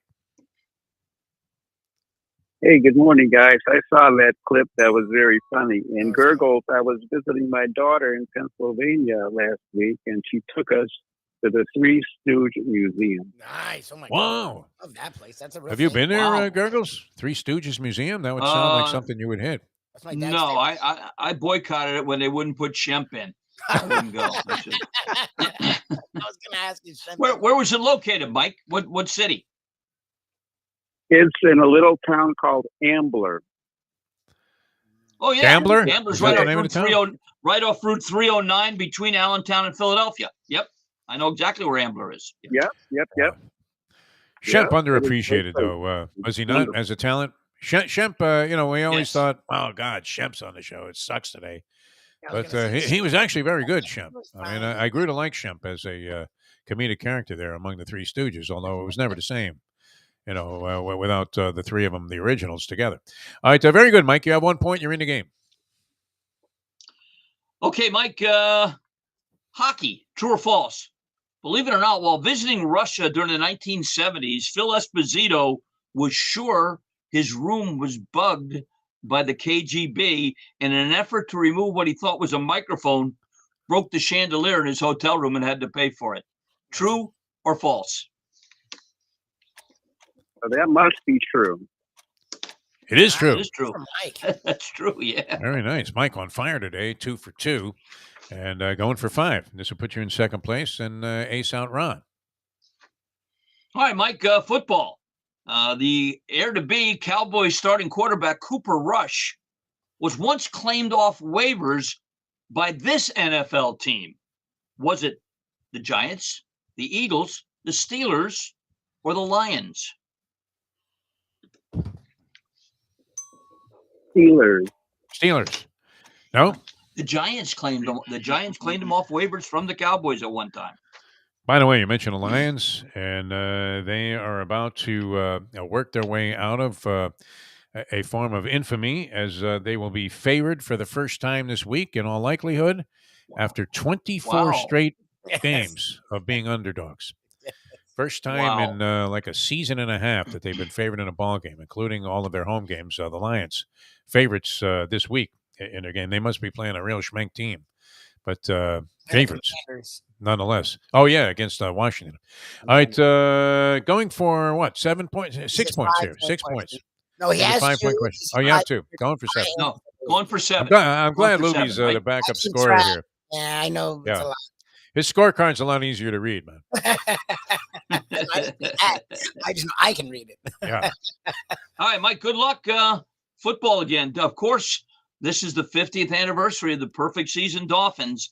And one of their tough challenges was in week 3 versus the Vikings when they were behind late until they got a 2-point victory on the winning touchdown scored by who? Was that Mercury Morris, Larry Zonka, Paul Warfield, or our late great buddy, the Mad Dog, Jim Mandich? Oh, jeez. Let me give it to the Mad Dog. That's what I would have said. Absolutely. Yeah. Caught that touchdown pass and in that way that he had, that unflappable way, just handed it to the referee and went about his business. Hang around, you may be in the All right, very good. All right, Gurgles, we're not going to retire you just yet to the championship round. We're going to play a couple more, or maybe at least one more, maybe two. Okay. You can dial us up if you want to play, 954-417-0070. And while we get that together, tell us some more about Perdomo Cigars, Dave Gurgles Gergely. Yeah. I mean, there's a lot to celebrate. The kids are back in school. The weather, I think, is going to start getting cooler soon. Knock on wood, we haven't had any hurricanes yet. You don't need any reason to celebrate by going to Perdomo. You don't have to go to the Maldives halfway across the world. You can go right out in your backyard on your boat, go to Hialeah Park and sit out in the grandstand and enjoy a great Perdomo cigar. 305-627-6700, the number to call. 5150 Northwest 167th Street, the place to go. And they're open Monday through Friday. Go in there from 9 a.m. to 6 p.m. Go in there. If you don't know anything about cigars, it doesn't matter. Nick Jr., Lauren, anybody will guide you through that humidor, and you can make the selection of your choice, and you will love it. Maduro, Robusto, and maybe you're getting a gift for somebody else. You can buy a gift card. You can buy them a humidor, or they have 5 packs of cigars where you can try one of each, like a sampler. So today, tomorrow, whatever you want, only Monday through Friday, get a great cigar from Perdomo Cigars. And this weekend, like last weekend's pick, was the Houston Texans plus the points, ended in a dead heat. Nice. This week, I'm taking the Steelers as an underdog against Bill Belichick. But it doesn't matter, win or lose, you're always a winner with a cigar from Perdomo Cigars. Yes, sir. We may have to consider, if Gurgles continues with this trend, dynamite pick there. Nobody could have liked the Texans in that game. They ended up in a push, which they were getting 7 points, I think. So that was an easy victory. And, in fact, it was sort of in hand the entire way because the Texans were way up in that ball game before Indy staged a late comeback, and there was no way you could lose once they got to overtime. So that in and of itself is fantastic. But we may have to consider putting you on Degenerate Friday. Yeah. If your Steelers pick comes through. I think that would solidify the public opinion that and the sentiment that you belong picking games on Degenerate Friday. With it used to be the Perdomo Horse of the Week. You've been kind of shying away from that a little bit, Gurgles. Are you reformed and no longer betting the? No, you just said you hit for like $5,000 yesterday. Well, in honesty, the Perdomo Horse of the Week was usually based on a Saturday where I had the form for Saturday and had a chance to evaluate a little bit. So this being a Thursday, a little bit different in the preparation, if you will. But you got 2 jumpers at the beginning of Aqueduct today. So, wow. You bet on those races, you'll be the 3rd jumper. I'll tell you that. Bridge jumper, yeah, exactly. Unless you're boxing Jonathan Shepard with all other horses in a race. That guy seems to win all of the is he still around, Jonathan Shepard, the trainer? No, retired. He's retired. Oh, okay. I thought you were going to say he was dead. That would have been far worse. No. Much more of a crisis for him and his family. All right, ready for our next set of questions. We have more players here lined up. Here's Dave Gurgles Gergely. We do have a dead heat working here, much like we did almost in the Deadpool with Bernard, Shaw, and the Queen. Andy and Mike each have 7 so far. They're set and primed to go to the playoffs. Here we go with Dave. Golf. This legendary American humorist on the history of golf said, long ago, when men cursed and beat the ground with sticks, it was called witchcraft. Today, it's called golf. Was that Will Rogers, Aaron Rodgers, Ginger Rogers, or Ginger from Gilligan's Island? Roll that scrambler, Lubie. And we have Damon. Damon, you're on the Hialeah Park Trivia Challenge. Good morning, sir. Hey, morning, fellas. How you guys doing? Doing great, my friend. You're in the game. You have 1 point. All right. great. Football, Damon. On social media this week, Tony Romo came under the gun because while broadcasting the Chiefs game, seeing Andy Reid wandering around on the sidelines, he commented that he was probably looking for a snack. True or false? I'll go with true on that. Yeah, that is true, Damon. Well done. Great observation by Romo. I mean, not quite up there with the fact that we think that plate chart that he holds is a Chinese menu. And he's actually ordering some KC barbecue. I guess he was on the road last week in Arizona. They have Chinese restaurants in Arizona? I don't remember seeing any. They do? Oh, All yeah. right. All right, you have what? Well, 1 point, right? 2 points going for 5. Two going for 5. Two going for 5. He gets the baseball, Damon. Tampa Bay's player, son of Dante Bichette, Bo Bichette, had quite a streak over the last 11 games, having the following stat line: 24 hits, 21 RBIs, 15 runs scored, 7 homers, 6 doubles. Since stats were kept beginning in 1920, who's the only other player with comparable stats in 11 games? Wow. Willie Mays, Stan Musial, Joe DiMaggio, or Lou Gehrig? Oh, God. That's a tough one, man. I'd have to go with DiMaggio. Joe D. Great guess. Right team, wrong player. Lou Gehrig, the Iron Horse. Yeah. Very consistent. Mm-hmm. All right, very nice. Greatest sports speech ever, right? Today, I feel like the luckiest man on the face of the earth. Yeah, obviously. Yeah. The greatest ever of all time. All right, going for 7 points here, and this would create a triple dead heat for the lead. Yes. Okay, let's go back to those perfect season Dolphins. The rumor was that immediately when a team lost, the undefeated Dolphins would have that champagne toast. But the actual true story is the champagne toast started first in 1991 in a driveway in South Florida, where 3 of the members of the perfect season were neighbors and toasted each other with champagne. Which of the following was not one of those 3 players in that original toast? Jim Langer, Nick Bonacani, Bob Greasy, Dick Anderson.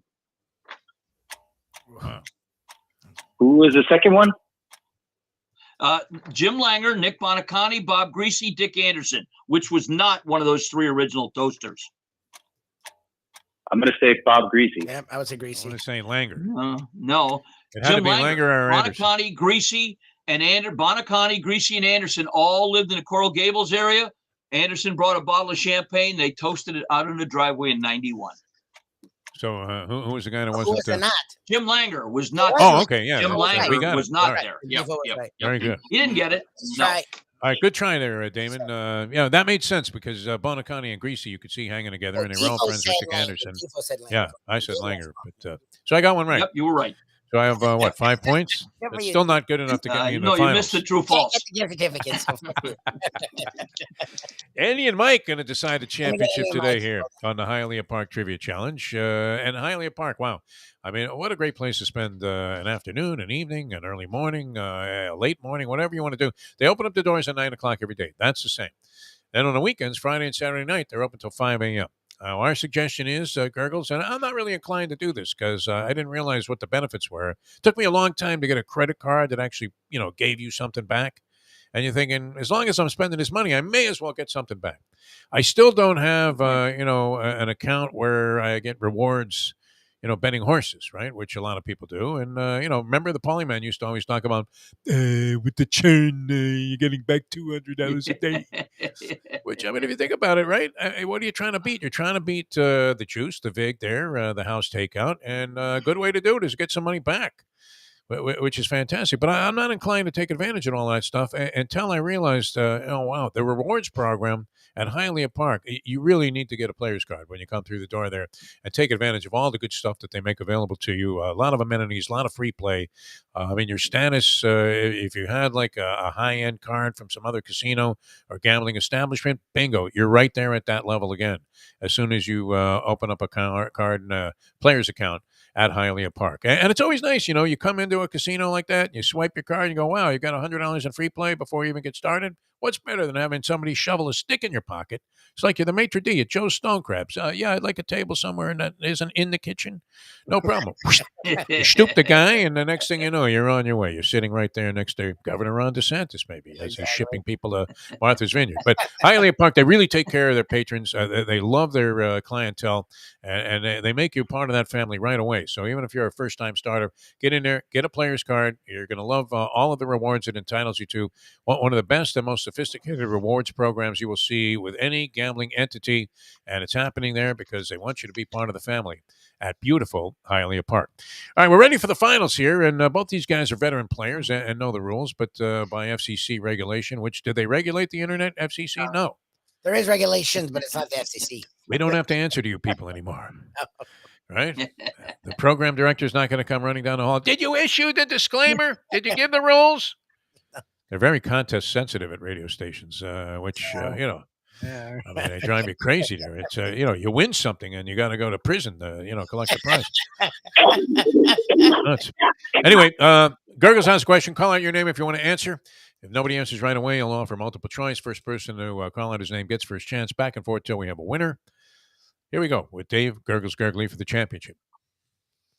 All right, sports guys. What is Megan Lucky's sports claim to fame? Megan Lucky. All right, very good. A, appropriately named, she's the first woman ever to make the final table in the World Series of Poker. B, she was the exercise girl for all of Queen Elizabeth's racehorses. Wow. C, she was the stunt double in the race scenes for Elizabeth Taylor and National Velvet. Or D, she was the beer chugging girl featured at the U.S. Open. Anybody? Andy? Who was it? What was it? I What was said that? she was the Elizabeth, the one with the Queen. She Exercise rider. Incorrect. No, That she was sounded not the far-fetched. exercise girl. Yeah. No. Exercise rider. All right, 3 left for Mike. Mike? Mike, was she the first woman to make the final table of the World Series of Poker? Was she the stunt double for Elizabeth Taylor in National Velvet? Or was she the Wait, beer no, chugging Andy girl? used that one. Oh, no. That was the Queen. No, he didn't use that. Two-horse He used thing, the yeah. exercise girl. You're right. Yeah, Okay. yeah. All right. Sorry, I interrupted. You need those again? Yeah. Do it again. Sorry, I screwed it up, Kirk. All right. That's okay. You just host the show. I've been off my game All right, here we go. all day today. I don't know what's going on here. All right. Was she the first woman to make the final table of the World Series of Poker? Was she the stunt double for Elizabeth Taylor in National Velvet during the racing scenes? Or was she the beer chugging girl featured at the U.S. Open? I'm going to say A. I would say incorrect on it. Yeah. All right. All right, 2 Let's left do for Andy. Was she the stunt double for Elizabeth Taylor in National Velvet or the beer chugging girl at the U.S. Open?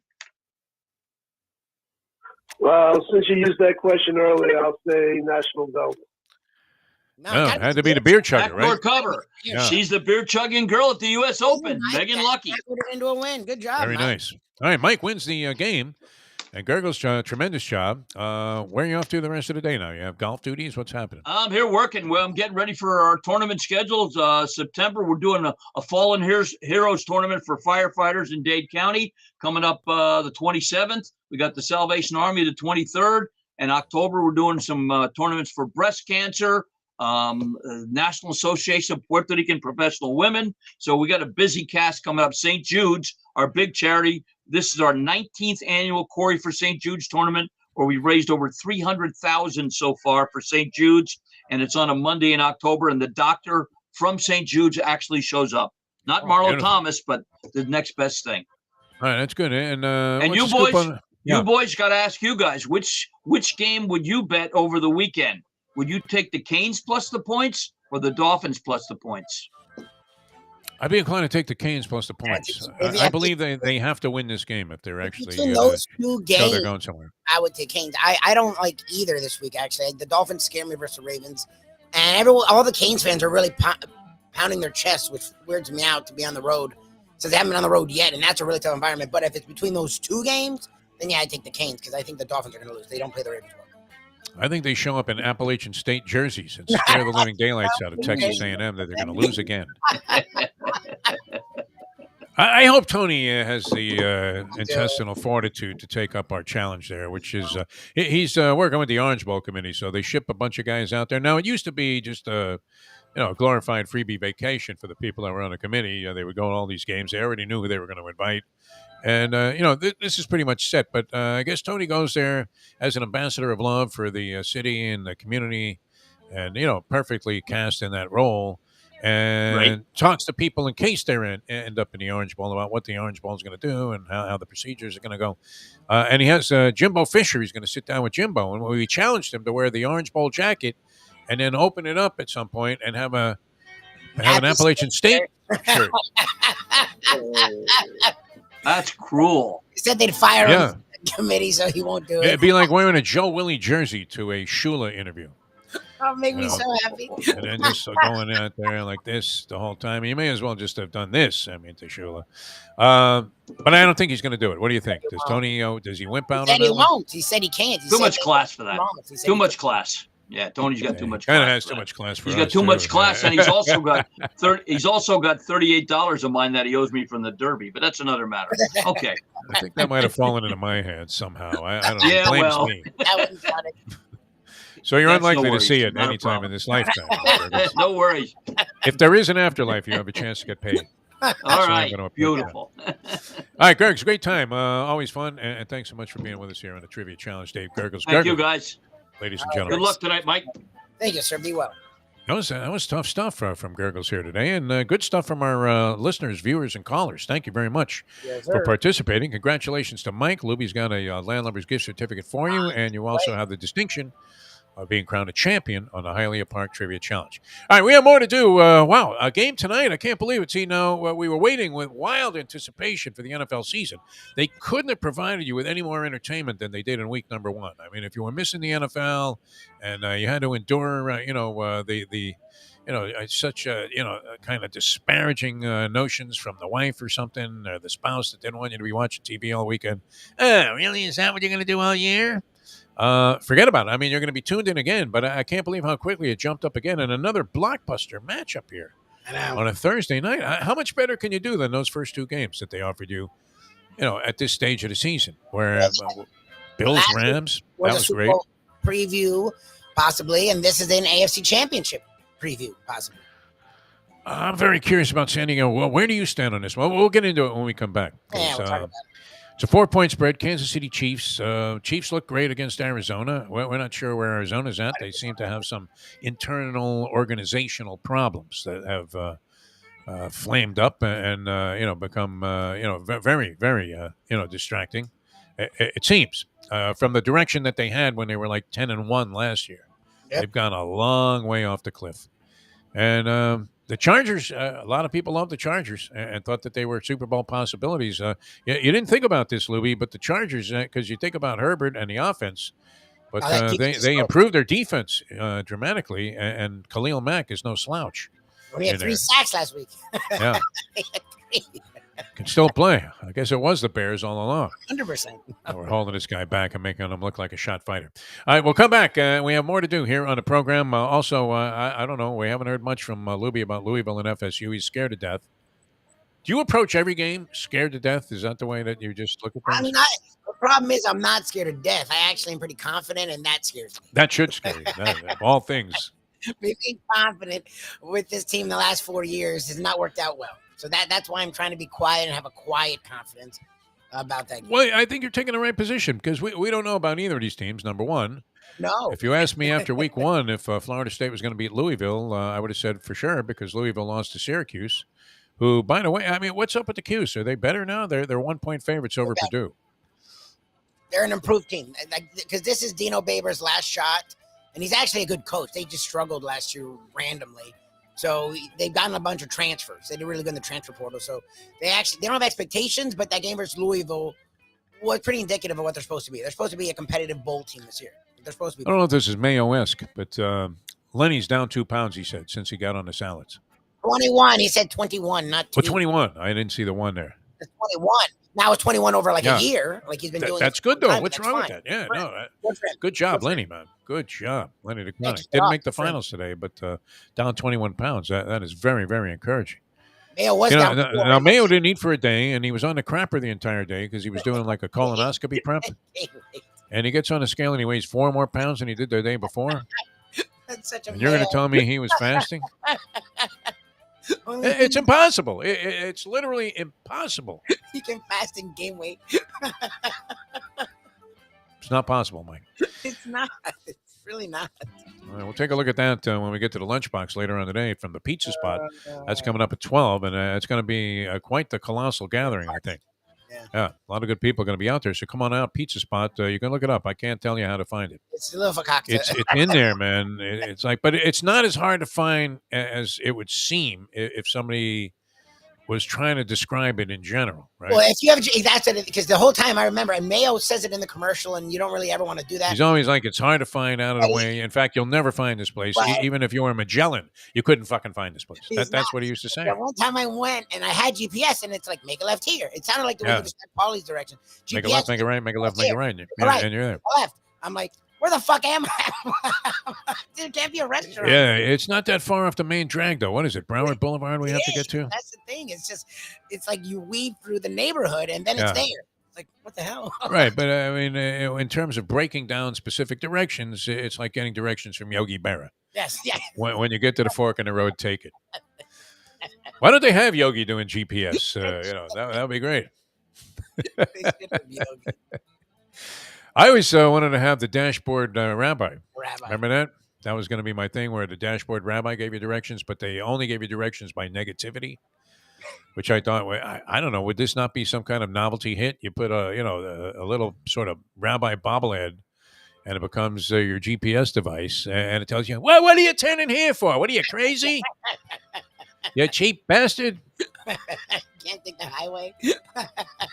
You couldn't pay the toll. We're sitting in here. It could be in the express lanes. You're too cheap to lay out the. Why am I leaning on frugality? I mean, I'm going to be like this Sarver guy, man, that owns the Phoenix Suns pretty soon, just repeating what other people have said, using multiple racial slurs. But I mean, did you see? Now, LeBron James said he should have been forced to sell the team, that this was a disgrace what they did, that he's a big fan of NBA.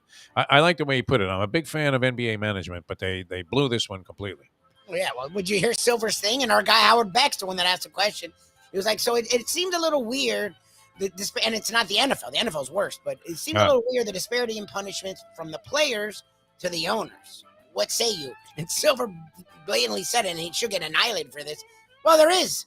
The owners are having different standards. They're the owners. It's like, oh my God, Silver. Like, no, that's not what? It is kind of wild. I mean, when you look at the differential in the way these things are treated, that poor guy, what was it, Gordon? That was out, Josh Gordon, that was out of the league for like 10 years because he smoked a joint. And Bobby Kraft is like promoting sex trafficking. I don't know if he's promoting it. He was involved in it. I don't know if he was like no problem whatsoever. Yeah. Well, I mean, by taking, he might not have known what they were, how sinister the whole place was. I mean, to him, it probably just looked like a place next to a deli where you could get a blowjob. I mean, how does he explain that one away, man? What do you mean? And Ken's ruined it for me, because every time they go to Kraft, they're like, and this week he was with like Mike Tyson. It was the weirdest fucking combination. It was him with Mike Tyson and his son Jonathan. And he's just chilling, and they're like, there he is, the great Robert Kraft. I'm like, why does it not stick to him at all? Because when players do stuff, we always remember. They're always referred to as, but he did this. Yeah. I was like, who cares? Caught in one of the most embarrassing, situations, I mean, literally with his pants down by the cops there that are checking out something else or scoping out sex trafficking, and nobody cares about this. When a guy has, the wherewithal to have any lovely young lady that would be in the escort business show up at his house. There's no way Deshaun Watson, he could win Super Bowl. Was there a cheap thrill in getting your rocks off in this strip mall in Jupiter? At least Tiger was in a van when he was banging that waitress from Perkins, whatever that was. Remember when we met one of the Tiger mistresses? We had her on the show there, and like a stripper, a reformed stripper or whatever. Yeah, nothing special there, Tiger, man. I mean, come on, baby. We had her in studio. Like if she had taken all of her clothes off in the studio and offered to, have sex with both of us, we would have said no. Okay. Ma'am, you might want to get dressed here before security comes. Two horny guys. And it's not like I've not done stuff in the studio, and I'm sure you have as well. That was a long time ago. Like all right. I think it was the French Connection I was seeing at the time. In my early days. She was great. I mean, what an asshole I am. I proclaimed unwavering love for her also. Yeah, of course. Girls, it's all bullshit. Trust me. I don't know about all, but a lot of it. Everybody's full of shit. All right, back with more in a moment. Now that. It's time. It's 8:40. Ponies in Style at Champions, the outstanding simulcasting room at beautiful Hialeah Park. Yes, the grand old lady of thoroughbred racing has never been more vibrant, and you can wager on the races from the top tracks around the country while enjoying a cocktail at the Brass Rail Bar or any of the fine foods served throughout the facility. If poker is your game, you're covered in style, and you can play all your favorite Vegas-style games, including blackjack, craps, and roulette, in Hialeah Park's sizzling hot casino. Get a player's card when you walk through the door for all kinds of generous amenities, including our favorite, free play, when you come out to the ultimate casino and entertainment destination, Hialeah Park. Hey folks, Tony Segreto here. You know, since day one, Catholic Health Services has been part of Old School. And since we've started letting people know about them, it's changed their lives. You see, Catholic Health Services, while being recognized as one of the top places for stroke rehab in the country, it's also about a group of people who not just excel in what they do, from the doctors to the nurses to the therapists, on and on and on. It's how they do what they do every single day that separates them from the pack. They do it with a passion, unmatched, and the inclusion of family in every step of the process. Trust me when I tell you this. If you want the best, unmatched rehab with a special group of skilled, caring people, there is truly only one place, and that one place is Catholic Health Services. These days, we're all looking for comfort anywhere we can find it. Thank goodness for Landlubber's Raw Bar and Grill in the Plantation location, because they are making sure you are as comfortable as possible. First of all, they're not only open for delivery and pickup. All you have to do is go to landlubbersbarandgrill.com for both pickup and free delivery. Their hours have changed a little bit. Monday through Thursday from 3:30 to 10, and Friday, Saturday, and Sunday from 11:30 to 10. You're going to have the best wings in the world. You're going to have a great burger. You're going to have their amazing soups. Again, Landlubbers, Raw Bar and Grill. It's nice and easy. Just go to landlubbersbarandgrill.com for both your pickup and free delivery. Thank goodness for Landlubbers for making you always feel right at home. To be or not to be, that is the question. Whether 'tis nobler in the mind to suffer the slings and arrows of outrageous fortune, or to take arms against a sea of troubles, and by opposing end them, to die, to sleep, no more, and by asleep to say we end the heartache and 1,000 natural shocks. What could that have been about except gambling? To hedge or not to hedge? The modern day odd couple, Defo and Lubie, are on now. It is, of course, the Defo Show. When your degenerate instincts go south, do they continue to go further south on an escalating basis year after year? It's an interesting question. I don't know how you guys stand on that. Like, maybe you had one great year. I remember, and I want to say, wow, this is a long time ago now, but there was one year when the Gulfstream Park was going through its transformation, and they had the tents up. I don't know if you guys remember that are here in South Florida, or maybe you're from out of town. You visited the track at the time. And they went from the old structure to what it is today, and they had torn down the building that essentially was the facility, the grandstand and everything, and they were putting up a whole new thing. And in the process, they had you off in temporary tents. So whenever that was, that had to be what? Is it 20 years ago? Does it seem that long ago? Yeah, because maybe I want to say maybe like 2006, 7, somewhere in there. Yeah. I had like the greatest year I ever had betting races that year. I mean, just absolutely fantastic. And I went in there with confidence every day, thinking I could not lose. And I've been losing ever since. I mean, every year. I mean, if they just allowed you to write that off on your general taxes, not just against like any possible money you would won, like the Mustang had a couple of signers there where their slot machine hits, and every now and then you hit something. But now with the new regulations, you're less likely to have to sign a tax ticket because they don't base it just on the fact that you might have gotten 300 to 1 on a wager. They take into account, Lubie, the amount of money you bet on the ticket at 300 to 1. So if you hit some trifecta that paid $601, but you happen to bet even $2 on it instead of 1 to hit it, you end up not having to sign for it, which was a favorable thing. I mean, it's onerous what they do to gamblers. Why should they tax gambling winnings? It's absurd. You're gambling, for God's sake. You've already paid tax on the money that you have. Yes. In your pocket. So now that you turn that into, I guess, the same would be true about investing, but it's hardly investing.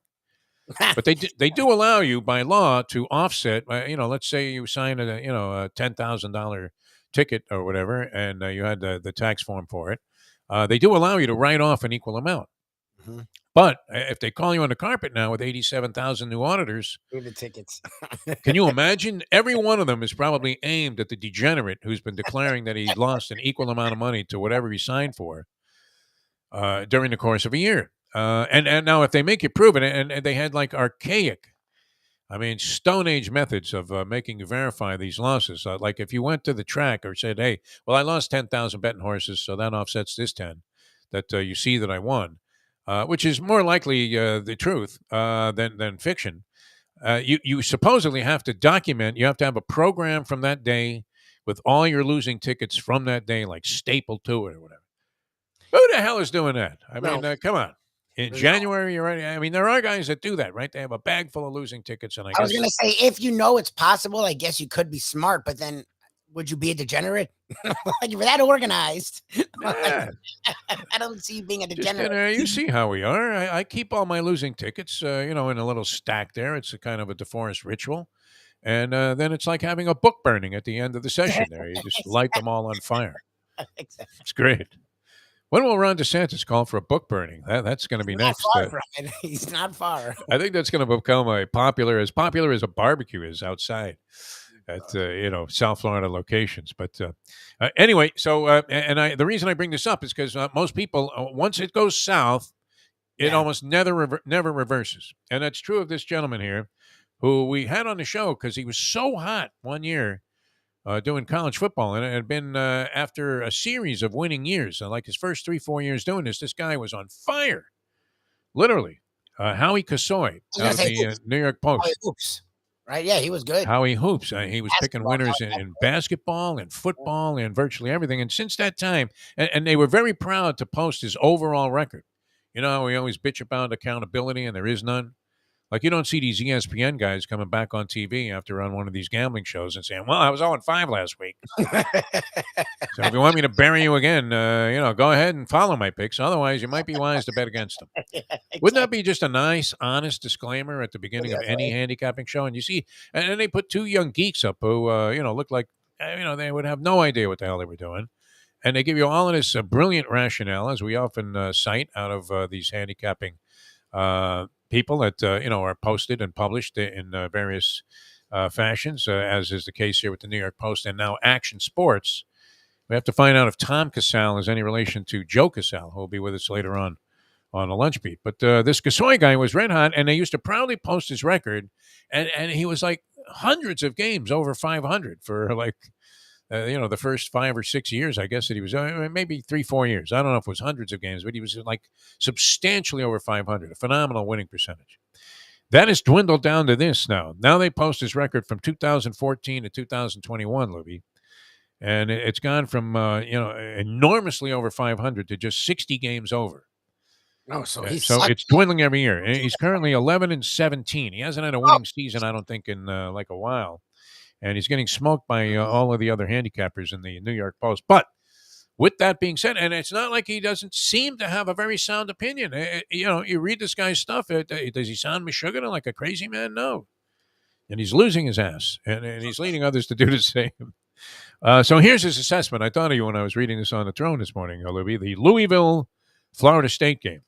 Okay. What side do you think he's on? He's 11-17 this year. I hope he's high in Louisville. I'm scared he's not. Louisville, plus 2.5 over Florida State. Oh, good. Here's the logic, though, okay? Now, this is kind of interesting. Take it. Nearly 90% of the bets on this game at one prominent sportsbook have been placed on the Seminoles. So people are buying into the Seminoles, even and the line was 1.5 earlier in the week, and now all of a sudden it's like 2.5, and it's kind of been staying there. As impressive as Florida State was in beating a mediocre LSU team, were they mediocre or did they just have a bad mediocre day? After the game? I just like how that works, is how they were mediocre after. Before they weren't. Right. We all knew that they were mediocre. Everybody thought they were a juggernaut. What are you talking about? Whatever. All right. But anyway, it's established maybe they are mediocre, like you said, after the ball game. They certainly didn't look great in that game. Brian Kelly was a shade of pale that we've never seen before. It was immeasurable. And they did nothing different. They didn't change anything the entire game. All they changed was Norvell's defensive coordinator forgot how to call a defense. All right. LSU, okay, so they beat a mediocre LSU team because of a blocked extra point. Sure. A program with 4 straight losing seasons has no business inspiring such confidence. I mean, then he didn't That's watch his the game. assessment here. Louisville plus 2.5 over FSU. So he gave nothing about either team's. He didn't even talk about Louisville's level of play, where they lost to a team coming into the season. People didn't know what Syracuse was. Yeah. They got obliterated. And even last week when they played better, it wasn't like they were a juggernaut. Like, you can be on Louisville, but at least say why. That was my problem with. Well, that's why he thinks that the money is being bet with very, what should be false confidence in the Florida State You team. should know about both. That was my problem with Josh Booty and Ken, and I was right. They only knew about one team. If you're gonna bet confidently, then know about both teams. Like, know why one team is getting credit when you don't want to get credit, and why the other team maybe is getting too much credit.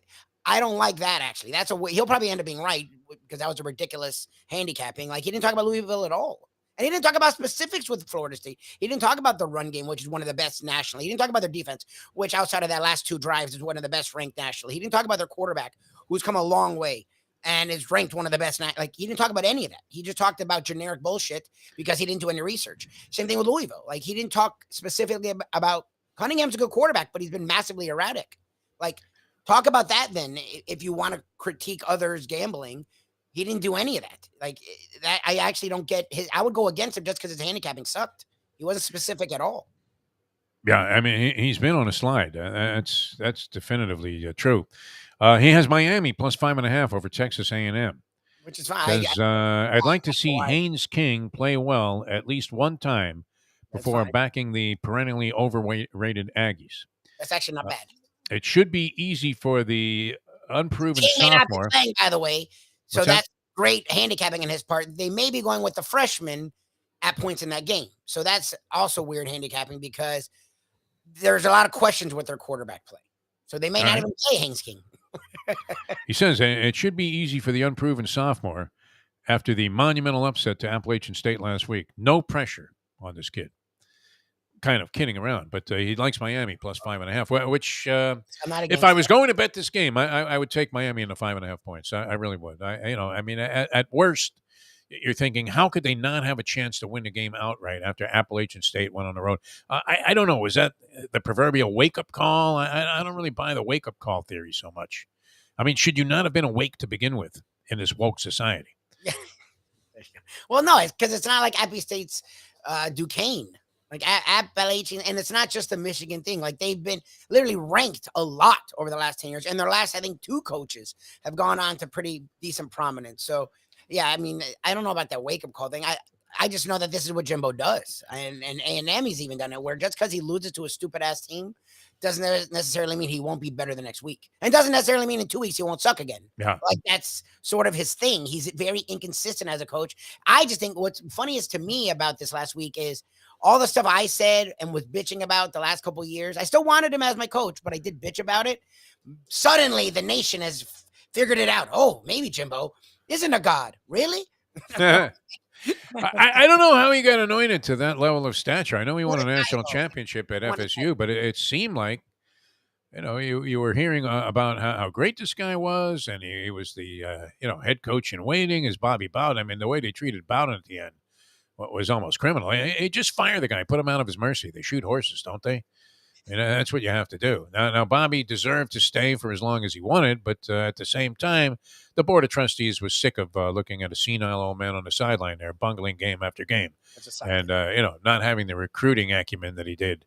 What was just a glorious career there, Bobby Bowden, maybe one of the greatest recruiters ever, if you think about it, and especially since he recruited players to that style that he liked, where it featured a lot of speed and innovation and very exciting, creative offensive systems.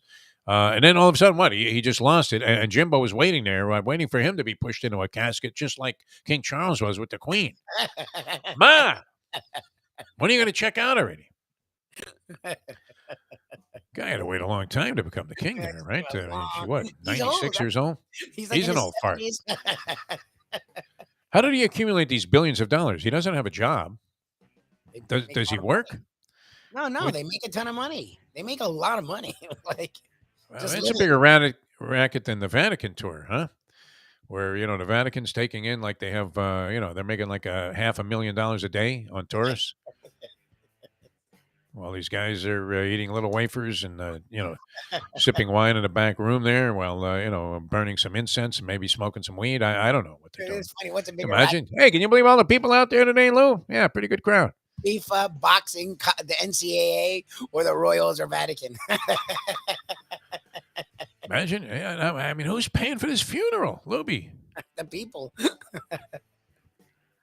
And they're happy about it, right? What do you mean? The country shuts down for 2 weeks or a month. I don't even know how long the country.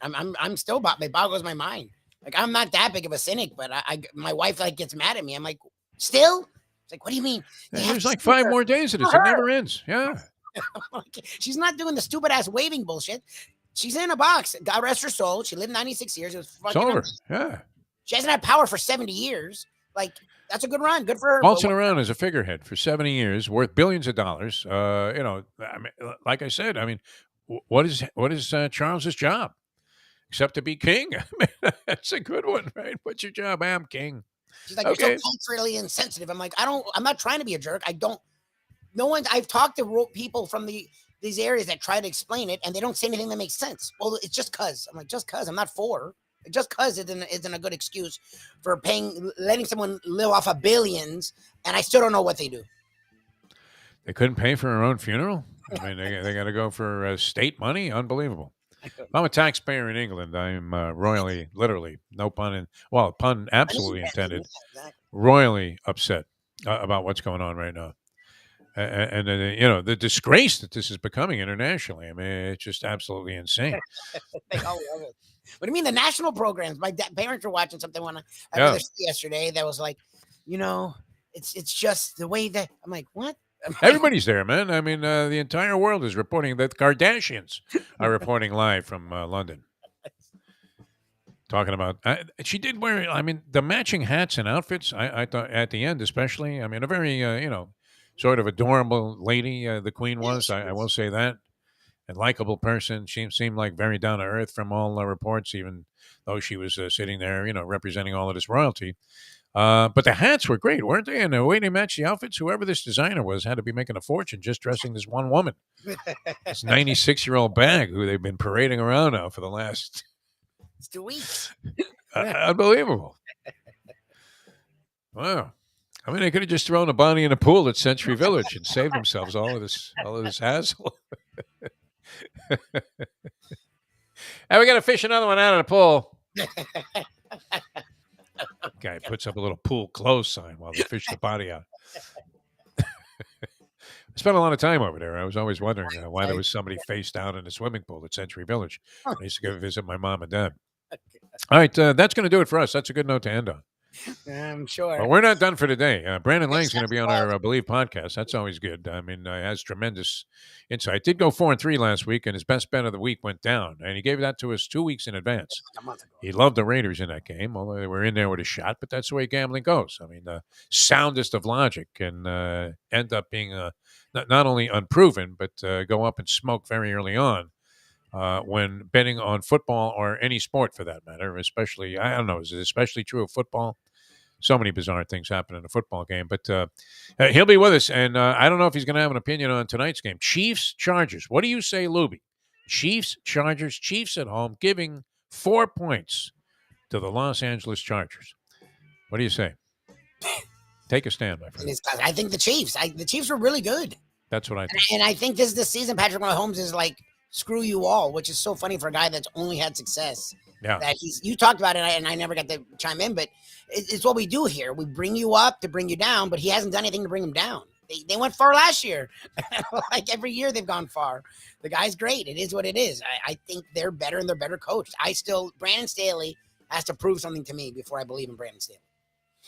Yeah. Does Andy Reid get the edge there? Does he outfox this young up-and-comer who's already proven that he's prone to just hideous and monumental coaching mistakes?